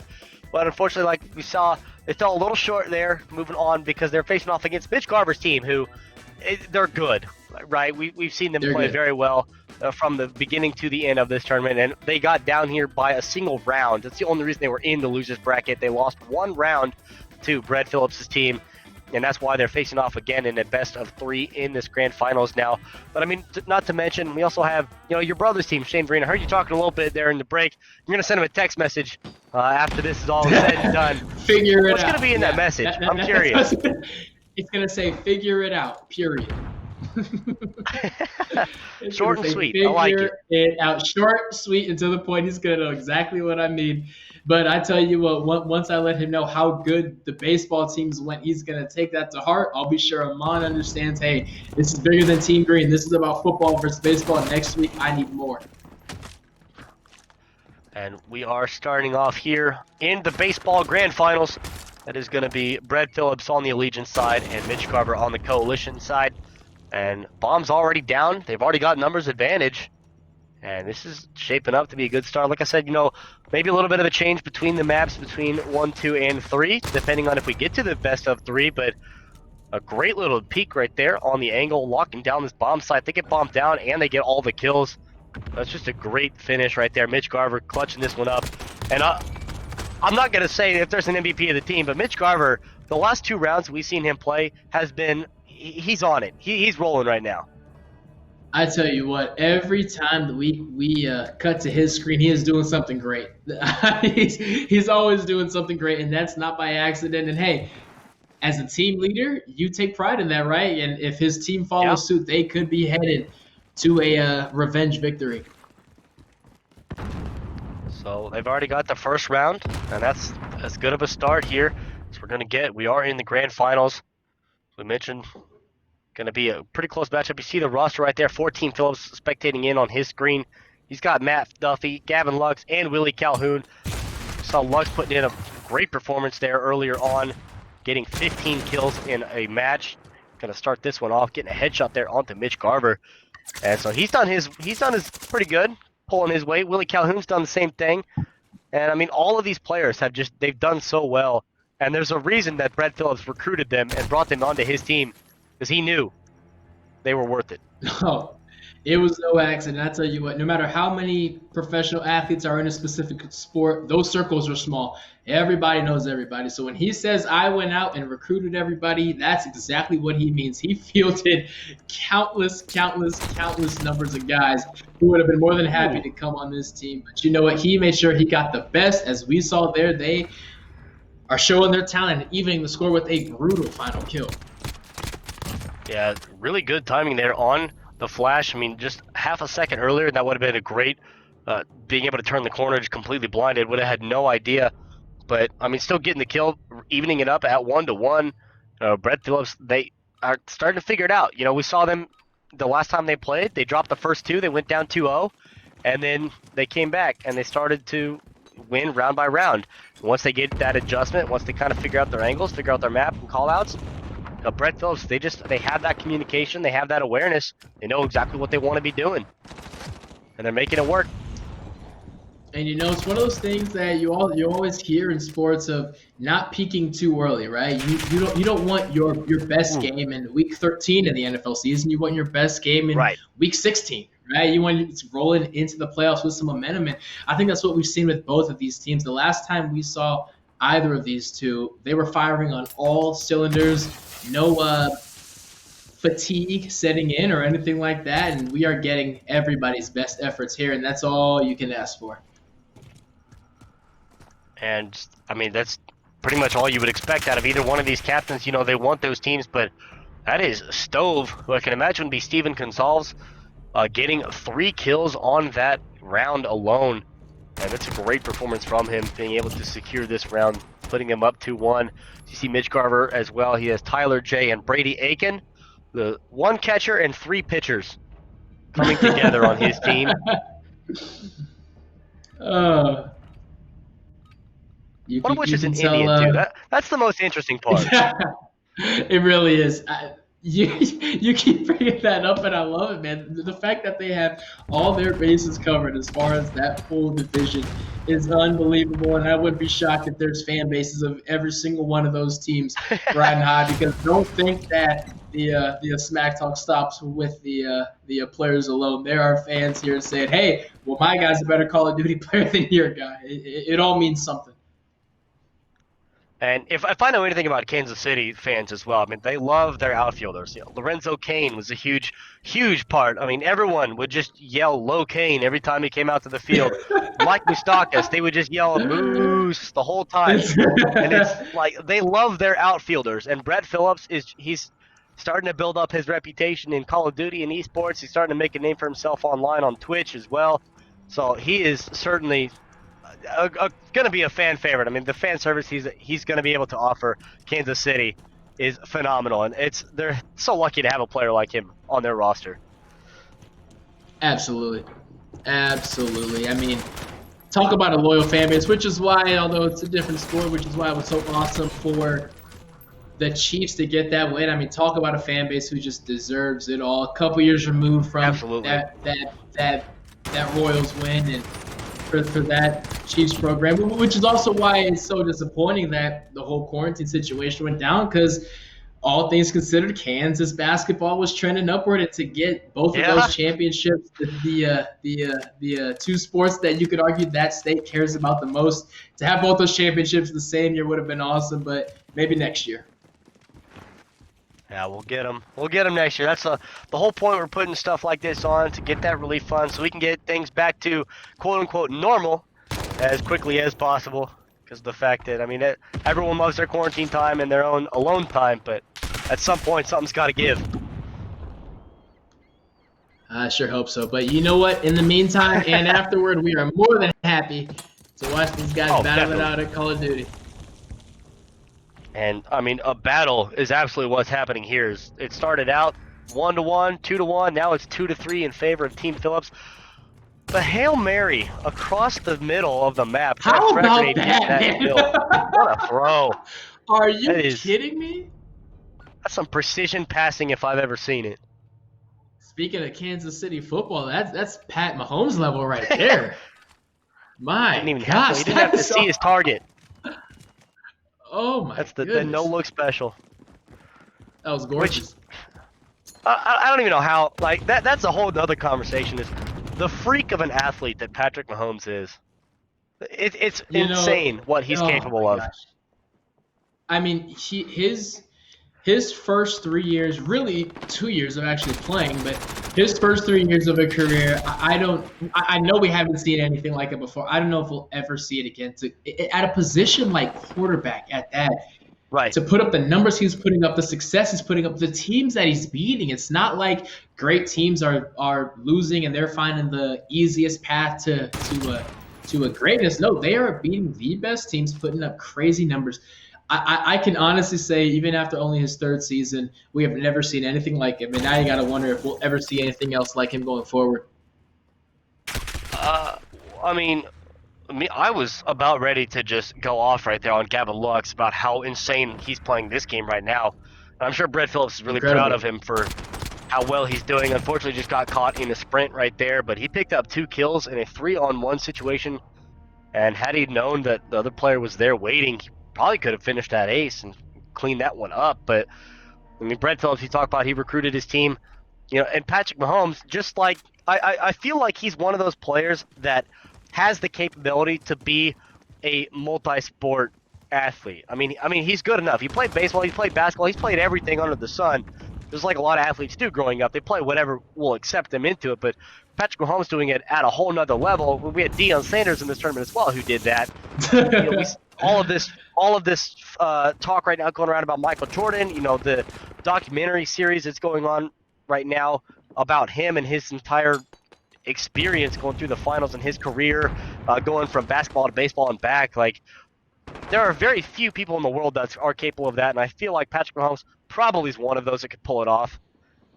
Oh, you know what? And you know what? I think going along what you just said there, why esports and traditional athletes is so fascinating is seeing somebody who is great at one thing doing something else at a high level will never not be fascinating, right? So seeing pro basketball players, pro football players, pro baseball players play video games at a high level is fascinating. That being said, I don't care how great Kyler Murray can throw a football. Seeing him hit a baseball and field a ground ball will always be just as cool. Seeing Patrick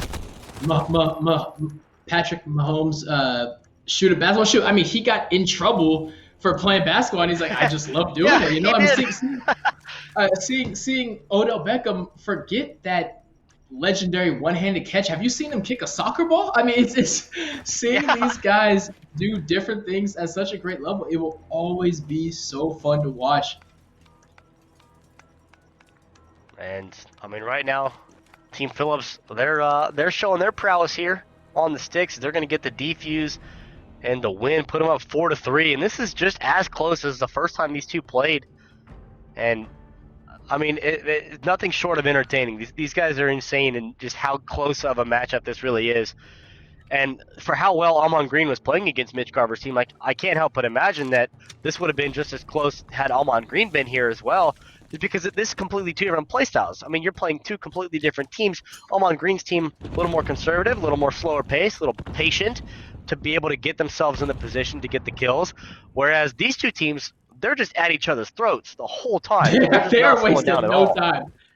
They are wasting no time. I mean, they are just going brute force, whereas Team Green, like you said, was much more of finesse. It was peek and pop. It was let's slow play it and take it step by step, And if there's one thing that they may adjust is don't lose that strategy, but don't be shocked that Team Green maybe just picks up the pace, cranks it up from a 6 to a 7 next week, And I think that will put them in a much better position for success because, again, the way that they started and the way that they finished, they are trending in the right direction. And just like that, Team Garver takes a 2-game lead. Yeah, first time I think we've seen a 2-round lead like this between these two teams. And, I mean, up 5-3, picking up the last 2 kills virtually back-to-back, getting an early plant down as well. Looks like Brett Phillips and company certainly were staying warm there. Team Garver got something they got to do, got to answer something back here as they find themselves in this deficit here, but this is the best of 3, so if they lose this, they still have another chance going on to the next one, but it is the concern of what is going on right now, because you find yourself in this hole. What do you have to do to climb back out of this one? Absolutely, and regardless of who wins this, I'm not going to count any team out, but having to win 2 full games in a row is a tall task. So both teams desperately wanting to get out to that 1-0 lead as far as this best of 3 is concerned. Well, they seem to have figured something out. They pick up a quick 2. Looking good so far, huh? Looking good so far. And not too bad here. Only one left alive is Brett Phillips, and he's going to get dropped down. So now they're only down 1 game. Starts with 1. Move on to the next. 1 round at a time. 1 at a time, right? 1 at a time. And again, the map environment creating just another factor. Once again, this is a map where height seems to be a big issue. A lot of these maps may have 1 big building or 2 or 3 towers you can climb up, but a map like this really is 2 maps. There's a ground floor and a top floor that extends really over the entirety of the map, and it's clearly proven to be a big factor this time around as well. And you see a lot of this early push here over onto B. Very high focus area. You see these people in the windows up top here. That is being peeked right now. What was that door? I mean, that door's open, so you know someone's there. He's going to be able to get Mitch Garver right there. Gonzalez going down as well. So that's huge for them. Been a numbers advantage this early on. 4-on-2. Bomb going down now, too. Make it 3. might be a clean full 4-round that they're going to get. And they're not able to get anything yet. He's going to turn the corner. They are going to get a full 4-piece, a clean round, flawless, getting the bomb plant as well. So Brett Phillips and team taking map number 1, 6-4, but still as close as the first time. But this time it just looked a little bit more decisive in the sense that Brett Phillips and their team kind of figured it out. Like they knew what they expected against Mitch Garver versus the first time that they played him, they didn't know. Agreed. And I mean, and you look at this effort down there, 13 kills. That's fascinating. And also, that's what you call a statement win. All 4 guys surviving that final round. That is a statement, and that is saying, we'll see you next round because we are firing right now. Absolutely. And, you know, Brett Phillips said maybe 6-1, maybe 6-2. They get a 6-4. After he said that, they got a 6-5. So they're kind of getting closer to that 6-2. I mean, one at a time maybe. But they do have to win another map before they are crowned champions out of the grand finals. All of this going, of course, towards COVID relief. So technically everyone's a winner, but Brett Phillips wants it more because he recruited his team. He wanted this win. He wants it more than anything. So right now they're all taking a sip of water, bathroom real quick, and they are wiping their hands with towels, getting all that sweat off, and they're geared up again because this thing has just started. We have a best of 3, and they are getting ready to go once more. Yeah, and I mean, picking up that momentum, like you said, they are firing on all cylinders right now, moving forward into this second map in the second round. And I mean, to be able to clean this one out, you know, 2-0, that's everything that you would want. Mitch Garver, obviously, they got something to do. If you're on Mitch Garver's team right now, or if you're the captain or the coach, what are you telling your team to do a little bit differently to adjust to beat Brett Phillips? I'm saying, hey guys, they got us this round, but quite honestly, their Team Phillips is not really deviating from their strategy as those screens hop around. Guys are kind of posting up in the same spots over and over and over again. I'm interested to see if Team Garver kind of picks up on that. Hey, we know where they're setting up. Let's go around and try and flank them. Now, if you are Team Garver, though, the good news is, hey, we hung in there. We fought back in the end. We need to get out to a hot start because clearly Team Phillips knows how to close strong. So we need to start off early and counteract that. Absolutely. You know, Brett Phillips, his team, they're doing so well. He recruited all of them specifically because they're good at Call of Duty. And Gavin Lux has just been on it. I mean, he got a 15-kill round earlier. He just got 13 kills in that one. So if there's ever a central point that you want to shut down if you are Mitch Garver's team, and Mitch Garver, he's the counterpoint to that. He's been the one that's getting all the kills. He's the top fragger of that team. If there's a point you want to shut down, it's one of those two on either side as we are loading into the second map here. And this is the map that is typically favored on the attacking side. So you see an early tag here onto Gonzalez, but it just an interesting map where this is going to go because this is really going to make or break the momentum in the first couple of rounds. Absolutely, and there are so many pillars and doors and alleyways. It's so easy to get flanked in this map. I'm interested to see which strategy teams go with because this map doesn't really favor to the run and gun style that Team Phillips has been playing. They've been playing fast. They've been playing quick. I wonder if they let off the gas just a little bit because this map does not favor that style.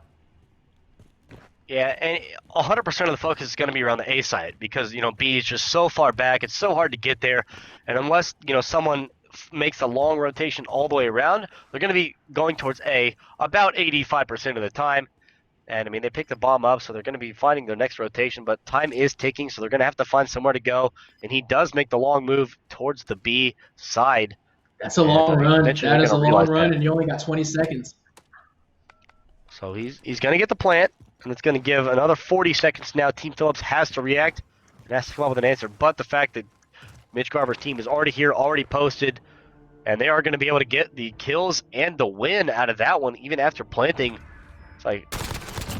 Tyler was going to be able to pick up both of them back to back. Clockwork, that's easy.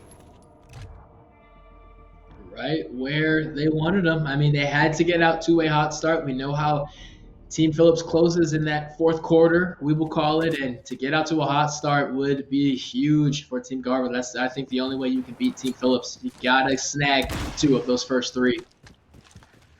And you see the smokes going down early, also very important to kind of block out all these early sniper shots coming through if someone is using the sniper rifle. But the fact of the great thing about Mitch Garver's team is the fact that he has 3 people that are so close at being able to be capable of top fraggers, right? I mean, Tyler J is so good. Gonzalez as well. Steven Gonzalez is incredibly good at being able to top frag, as well as Mitch Garver. I mean, all of them are capable of getting kills, racking up 1, 2, 3. And then you have June Calhoun on the other side, as well as Gavin Lux. I mean, both of them are so good at being able to pick up these kills, and their Call of Duty skills are showing, and that's why these 2 teams have earned this position in the grand finals, and these players are so good. And I expect to see these kind of roster lineups between these 2 teams frequently because of how close this competition is. Neither team is here by accident. If there's one thing we've learned over these past couple hours is both teams are loaded with talent, and it's such an advantage when you have 4 guys and any one of those 4 could be the one that gets 10, 11 kills per game, right? Anybody can go off at any moment, and that comes from traditional sports as well, right? A basketball team of 5. What made the Golden State Warriors so dangerous is at any moment any of these guys can go off for 20 points unanswered, and that's what we're seeing here with these teams. No matter who you name out of these 8 names up top, if you told me one of them got all 4 kills in a certain round, I'd believe you. They can strike from anywhere, loaded with talent, and this is why we have such a great matchup here. What? What? Oh wow! Gavin Lux is insane. Oh wow! There's wow. no reason that anyone with that low of health should ever peak once again. But being able to do that, get a lot of damage to let his teammate come in and just get the last 1 tap with the pistol, Oh my gosh. that's bravery. That is confidence in your own ability in Gavin Lux. I mean, he picked up 2 kills in a row, and he was not slowing down. With a pistol from a long ways away, like you said, hit that quick double tap. That is fast. Hey, they say great players make great plays in the greatest moments. That's what we just saw right there. That is how you win a tournament. That's insane gameplay. And Gavin Lux certainly has he's held his own. And I think right now, if I'm Brett Phillips, I did a really good job of recruiting him onto my team, being able to get someone like that on there. I mean, Willie Calhoun as well, doing very well, and Matt Duffy. I keep wanting to say Danny Duffy because I'm thinking of the pitcher for the Royals, Danny Duffy, because I feel like that would make sense. You bring your teammate Danny Duffy in, but it's Matt Duffy, and they're not related. Well, the MLB needs a 1 Duffy per league rule or something like that, because it is very easy to get confused there. One Duffy is enough, but right now it is Matt Duffy putting on a show. And right now, though, Team Phillips kind of at the bottom, but I mean, who else is going to be the last one left alive other than Mr. Lux himself? Wait to see. Don't be turn the corner. shocked. Yeah, he knew he was there. Wow. Don't be shocked if he pulls this off. Oh no, He almost did. Tyler J gets the kill, and with like half a second to spare, is going to get the defuse, and they are going to tie this up at 2-2. That was so close. And you saw the reaction on Brett Phillips' camera. He's trying to play it cool because he knows he's on camera, but that is the definition of stress. They did not have a half second to spare, like you said. 1 moment later, and that's a loss. But, I mean, still got momentum. It's 2-2, as close as you would ever expect these 2 teams to be right now. And they're both doing very well to get themselves in this position. I mean, we've had a phenomenal listing of people that have participated in this tournament. All of the teams playing very well, but ultimately at the end of the day, there can only be 1 team that wins out of the grand finals. And Brett Phillips right now, once again, finding an early exit in this round. That's not where you want to be as a team captain. Not at all. Not at all. It's you're already going up against a great team. The last thing you want to do is make things hard on yourself. And so far, this has not been the start to the round they've been looking for. But everybody's seeming kind of patient right now, posted up in their spots. They got to make their move. Looks like the move might be towards B on this side. Gavin Lux picking up another kill. And, I mean, if there's anything that's reliable, it's that he's going to be able to get at least 2 kills. And there's the second one right there. Mitch Garver is going to be the victim of that. So there's only 1 left alive. And that is... I mean, it is like clockwork watching this guy play. It just clean rotations moving through and through. scanning every corner, leaving no hallway, no doorway unturned. That's a good angle. He's got the bomb picked up, but he does not have very much time. He's going to have to really move if he wants to plant. He's not going to have enough time to plant this. He has to rely on getting these last 2 kills very quickly, but not even enough time for that. So they are going to take the L on this round. And moving on to the next one, that's going to be Brett Phillips putting up 1 round. Starting to get a little breathing room. Hopefully. And you hope that trend continues. Absolutely, and that's something you just don't want to see this late in the game is, hey, if I lose, it's going to be because you killed me or you planted the bomb or diffused it, but to not leave yourself enough time to at least make a push for that miracle effort. It would be a miracle effort, but to at least have the opportunity to make that push, you got to allow yourself enough time for that. I mean, not knowing where your opponents are is it's difficult because you can't really push in completely blind, but you have to be confident on that one, and that is a very noisy way to enter this building, kicking the door down. Bomb is going to be planted, and you see defense already posted up. Yeah, blasted through every single one of those doors. That is basically putting a smoke signal in the air saying, hey, guys, I'm right here. So you see them breaching into this courtyard here, already picking up 1 kill. They're going to get it traded back. Tyler J going to get 1. Quickly, though, going to drop 2 more on Team Phillips. So it is going to be a 3-on-1. It's going to get tagged. They're going to realize where that's at now. They're going to get that last kill. And it's a little team kill. Mitch Garver killing his teammate. But that's okay. There's still 2 more. They're going to get the defuse. And still, they're even this one right back up. Well, you know what? If you have to kill your own teammate, if it comes in a win, you can forgive it. I'll allow it this time. But I won't forget it. If it ever comes down to a point where... If it ever comes down to where there's like 3 of them left alive and it's those 2 still alive, and my teammate's defusing it, and you killed me in the last round, and there's no other enemies, I'm turning and I'm killing you back. It's about sending a message. What will you put up with? You might be the team captain. Right? Yeah, so you might be the captain, but I should establish my own dominance. I gotta let you know what's unacceptable. All kinds of explosions already going through here. Grenades going out. Tyler J gonna get the first blood there onto Calhoun. Answered right Team back Garver by Gavin Lux. Team Garver all set up here, playing it patient. They are on the attack. See which angle they do decide to go.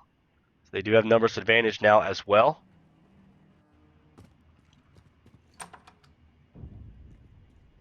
Opening a door quietly this time. That's good. Very patient.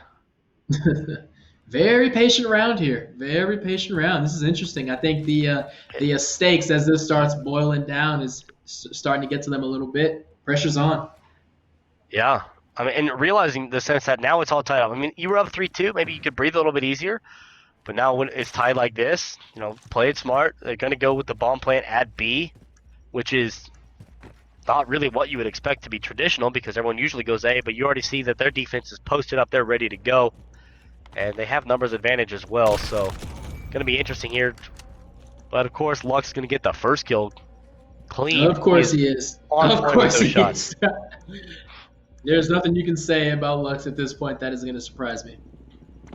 Incredible player, incredible effort here in the championship. The last one kicking still. They're going to see him now. Call-out's going to be coming, and they are going to get that elimination. Unfortunately, a little too tall of an order to get a defuse and 2 kills. But he is going to be dropping down 4-3 now. Team Garver's got the advantage after getting 2 rounds in a row. And a breath of life all of a sudden into this grand finals. They are not going away. They are here to play. They are fighting. Desperate for that third attempt to push this championship game into the 3rd round. And this is exactly what you would expect from these 2 teams. I mean, we've seen the competition from the both of them so much.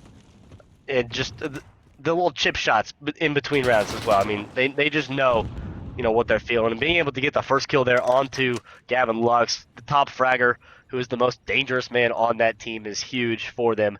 They do have bomb down already, so they have to answer back to that one, but with numbers advantage. As soon as I say it, it's even back up again, but that defense is going to be hard to break through. That's going to be tough. They are in their spots. They like their spots. They're comfortable with those spots. And at some point, you have to penetrate it, and good luck because they are in some prime positions. Ooh. Tyler J's the first one to break down the door. He's going to get one, make it two. Looking for the third. Forced to move out, but bomb is going to be starting to defuse now. They're not able to stop it. They are going to get that, so now exactly flip the script from what we saw last time. This is Team Garver up 5-3. They are fighting back. They are not ready to go home. That's what I'm hearing. We are not ready to go home yet, and they are one single round win away from pushing this thing all the way to the end. And like you said earlier, Trevor, what more would you expect? These guys were 6-5 last time. What more would you expect than two great teams filled with great players pushing this thing to the limit? But Team Phillips not going to count them out yet. Like we always say, crazier things have happened. And at this point, you know, if I'm Mitch Carver, I'm just putting the president's speech on from Independence Day. It's like, we will not go down without a fight. We're going to live on. We're going to survive. Those That's troops are motivated, that's for sure. That's awesome. The greatest motivational speech of all time in any film. Oh, ever. Bar none. Ever. I don't even care if it was fictional. That is the greatest speech anyone's ever given. They're picking up, but unfortunately they're down 2 players already. A lone grenade going to be able to pick up a kill onto Brett Phillips. So they're still fighting. If history shows anything, Brett Phillips' team wins this round. He goes to 5-4, and then Mitch Carver wins next round, and then we're down to 6-4 again. And then we go to map 3, and then someone wins 6-5. It has to go that way. That's how history would show it. And history likes to repeat itself. Have only a little bit of time left. Mitch Garver's the last one left alive. They are going to see where he's at now. Call's coming through, peek the angle, and they are going to get him. Good communication between the 2 teammates left alive there, and they are going to win that one. So now it is 5-4. We'll see if they're going to be able to close this one out on match point. Down but not out, and that's just an impossible situation. Health is dwindling. You got a guy coming left. You got a guy coming right. You got nowhere to hide or duck or climb. That's just a tough situation that you try to avoid. I mean, even at that point, if you turn and run, then your back is exposed, and they're going to turn that corner, and you're pretty much done for at that point. So making the best of the situation for Team Phillips. And like I said, they are now on this point where they want to answer back. They want to get this coming through, beating the door down. But no kills coming through just yet. And if you're Team Garver, the last thing you want is to give this team hope, because you go up 2 games and you make this a tie, all of a sudden Team Phillips is the one with all the momentum. Willie Calhoun almost being able to turn there on to Brady Aiken, but he's not. As soon as that happens, it's going to be a quick sweep. All 4 down. Bomb is down, but they're going to get this defuse. And 6-4, I'm not going to say I'm a prophet, but Mitch Garver takes this down 6-4. It's unbelievable. You've been able to come in with a little team show. Oh, hey, we all celebrate in our own ways, right? Some of us by killing each other. But let's not overlook Lux once again. 13 my kills. Goodness. He is nothing if not consistent. It's unbelievable. That's 13 kills round 1, 13 kills round 2. It is unbelievable. And here we go. Here we go. This is what we wanted, right? We knew we had 2 great teams. We knew there was a possibility of it coming down to the end. And at this point, these 2 teams are sick of each other. I feel like at this point, they felt like they've been playing each other all day long. It's like, I am sick of these guys. I just want to beat them and get rid of them. They know each other inside and out at this point. And now, first to a 6-round win gets all the marbles. But what a day it's been, man. What a day. It's been a great day, and I'm excited to see where we go for map number 3, because those slight changes in the maps could make or break for one of these other teams. But all of this, of course, all for a good cause. You know, one winner is going to be crowned at the end of the grand finals, but like I said, we're all winners in one way or another, all here for a good cause for this COVID relief fund, all brought on by the NFL Alumni and ESTV. You wanna give a little plug to both of those? I mean, I know you're a little more involved on that side with that coordination affiliation, so kind of give us a little more on what this is all about. Be more than happy to. Well, first off, ESTV, the 24/7 destination for all of your esports needs, tournaments, anything you want to watch related to esports. We have it Roku, Amazon Fire Stick, Tiki Live, Vizio, Samsung TV Plus. You name a streaming platform, you will be able to find us, and it's your one-stop shop for all your esports needs. And the NFL Alumni Association, everybody loves football, and the thing about football is it's not necessarily a game that you can play forever, excluding Tom Brady, who's not human, which we've already discussed. But, I think a lot of guys don't really understand that when your playing days are done, you have a lot of life left and you have a lot to do left. And the NFL Alumni, whether it's health concerns or whether it's raising money for dire situations like here, they have your back. They put guys in great positions to succeed off the field when the playing days are over. And cannot say enough to Aaron Beasley and Brent Reese and what they've done with the NFL Alumni Association. Yeah, those two being part of what's going on in this tournament. Both of them had a team participating in this one, but part of what we talked about, though, the NFL just not quite representing how they would want to in the competition itself. We have a strictly Major League Baseball Grand Finals as we are already here into map number 3. And, shout out to the NFL Alumni Association for putting us on, as well as partnering with ESTV and all of our wonderful sponsors. Yeah, JBL, Lucid Sound, MetaThreads, and HyperX all coming together to help put this all. And it's just incredible, the coordination that we've got to be able to put on a wonderful event like this. And we're going to a new place we have not been yet, and that's going to be at Hackney Yard, which is a map that I never would have expected to see because I hate this map. And you know what? The fact that both of these teams may hate this map as well means it's for great competition because you have to. It's easy to perform when the conditions are on your side. When you're playing an unfamiliar map with high stakes, that is how the cream really rises to the top. And we are off to an early 2-0 lead for the Allegiants. Just like that, 2 very quick wins at that. Yeah. And, we don't ever see a whole lot of this type of 2-0 leads, or 2 game leads, really, even in that sense, where it's, they have really only gone down to a 5-3. That's the only time we've ever seen a 2-game lead in this series at all between these two teams. But Brett Phillips and company starting out with a 2-0 lead already is huge for them. It's building a lot of momentum, and just fingers crossed they can continue this success as they continue on. And they're going to be on the defense this time around, but playing on a new map, they're obviously the ones that have come out early to start the aggressive push and start the advantage. That's right. And they are hungry. Team kill. Just like that. That's not team great. Kill. Oh my goodness. Yeah, you cannot be reckless with those grenades, and that's now the 3rd team kill we've seen this afternoon, this evening, and that is just unacceptable, especially in championship play. And now it's up to June Calhoun to see if he can make it work for Team Phillips. And he is the one that was responsible for the team kill as well. But you see them brushing in here, trying to find out where they're going to be planting. They do have the opportunity to plant at A right now. So bomb does go down. Like we said, it is all up to Mr. Calhoun himself against a couple of the top fraggers on Mitch Garver's team. And, bomb down, this is pretty easy 1-2 defend. You have all these angles, all these corners you got to watch. He checked the corner, but too little, too late. He was on the barrel. Wasn't ready for that. That's tough. That is just tough. And that right there is just knowledge of the map, knowing, hey, if I were June Calhoun, which way would I be coming from? This way? Okay, I'm a duck in this corner, which is a blind spot. And just like that, you put some points on the board. And also, if I'm Brett Phillips, I'm telling Calhoun, hey, take it easy with the grenades, okay? Yes. Let's be smart about this one. All right, just take it easy.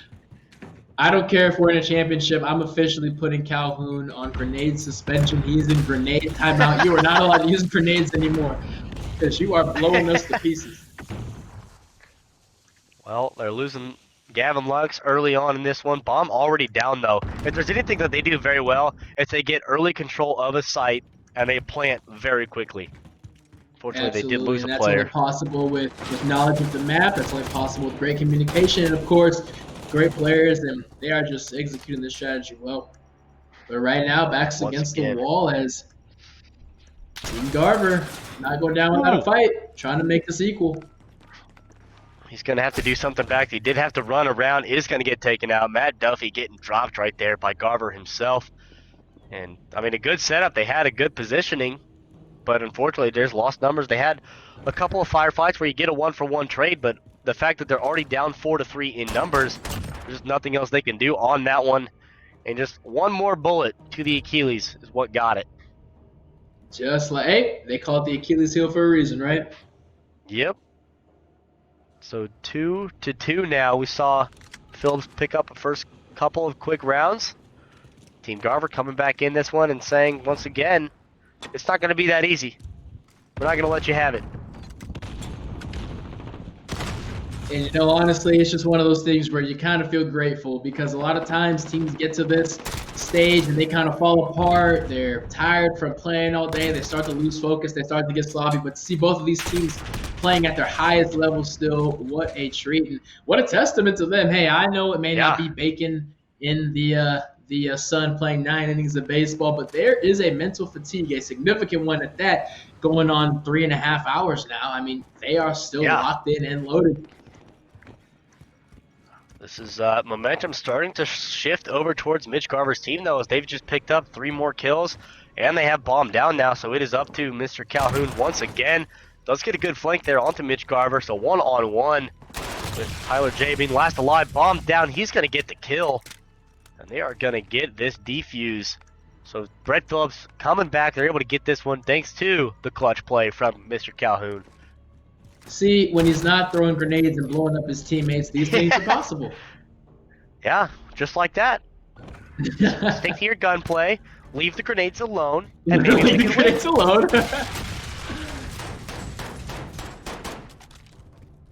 And that's going to be what puts them up 3-2. They are halfway there. I mean, this is as close of a game as you can ask for. What a blessing it is to see 2 great teams. I mean, really, all day long, again, going back to the point of being locked in for this long of a time. Single elimination, there's no room for error, and then you come into double elimination and you're still locked in. I mean, what a long day to still be playing well. I can't say it enough. See, once again, already taking very early aggression onto this site. Almost getting, they do get the bomb planted, they do finish that one and pick up another kill. They have numbers advantage again, and this is just the reliability that this team has. They're able to get themselves into a position where they're in control very quickly. They get the site, they get the plant, they get the kills. Now they're up 2 rounds once again. And this is just a dominating round right here by them. And 4-2 is one of those things where it looks so much further. It looks so much closer on paper than it really is because 3-4 and 2-5 are 2 completely different galaxies. You could argue this will be the most important round, the most determining round in this entire tournament. Absolutely, and it was, you know, we started in a best of 3. It all comes down virtually to a best of 1. Both of them went a wash in the first 2. And also, little side note, in that last kill cam of the last round, his teammate did melee him, so he did get hit by his teammate with a little love tap on the gun, and you saw Brett Phillips laughing after realizing that. It's falling apart at the seams. You said there's the mental fortitude all these players have, but they're slowly falling apart at the seams. This is that pivotal round you talked about, but they are able to get all of the kills now. They're just waiting this one out, letting their perks reload here, and they are gonna go up 5-2 and put this at match and series point, and that's huge for them. A little bit of celebration here as the crouch and stand, the classic celebration. Oh yeah. Gotta love it. I hear some. There you go. Here a couple pistol rounds firing off, and here Team Phillips is 1 game away from winning this entire thing. Retribution last week, they came so close, but yet did not meet their goal. They seal this deal in 5 seconds, and they can make all that right. And they're feeling the pressure now. As you know, it is all or nothing. They are going to be on the attack this time around. Brett Phillips has the bomb. Lux, of course, going to get the first blood. Looking for more. What else is new? Quickly going to be going aggressive on the side. Going to be able to answer one back. That's Duffy going down. But Lux going to be able to trade it back. Mitch Garver picking off Lux, though. It is 2-on-2. Bomb is down at A once again. This is very reliable between these two. Some shots going off in the background. Mitch Garver going down 2. Brett Phillips himself. It all comes down to this. Will Calhoun is coming through to get the last kill. Allegiance winning this one 6-2. Brett Phillips and company are coming away with the title and finally beating out Mitch Garver's team. They will not be defending the title this week. Brett Phillips comes out on top. You knew they were hungry coming into this tournament, and despite way more team kills than there should have been, they still fought hard. And June Calhoun stepping up to the plate this round. My 13-2. When it mattered most. Anybody can be great when conditions are good, but to step up to the plate when your team needs you most, that is an entirely different thing.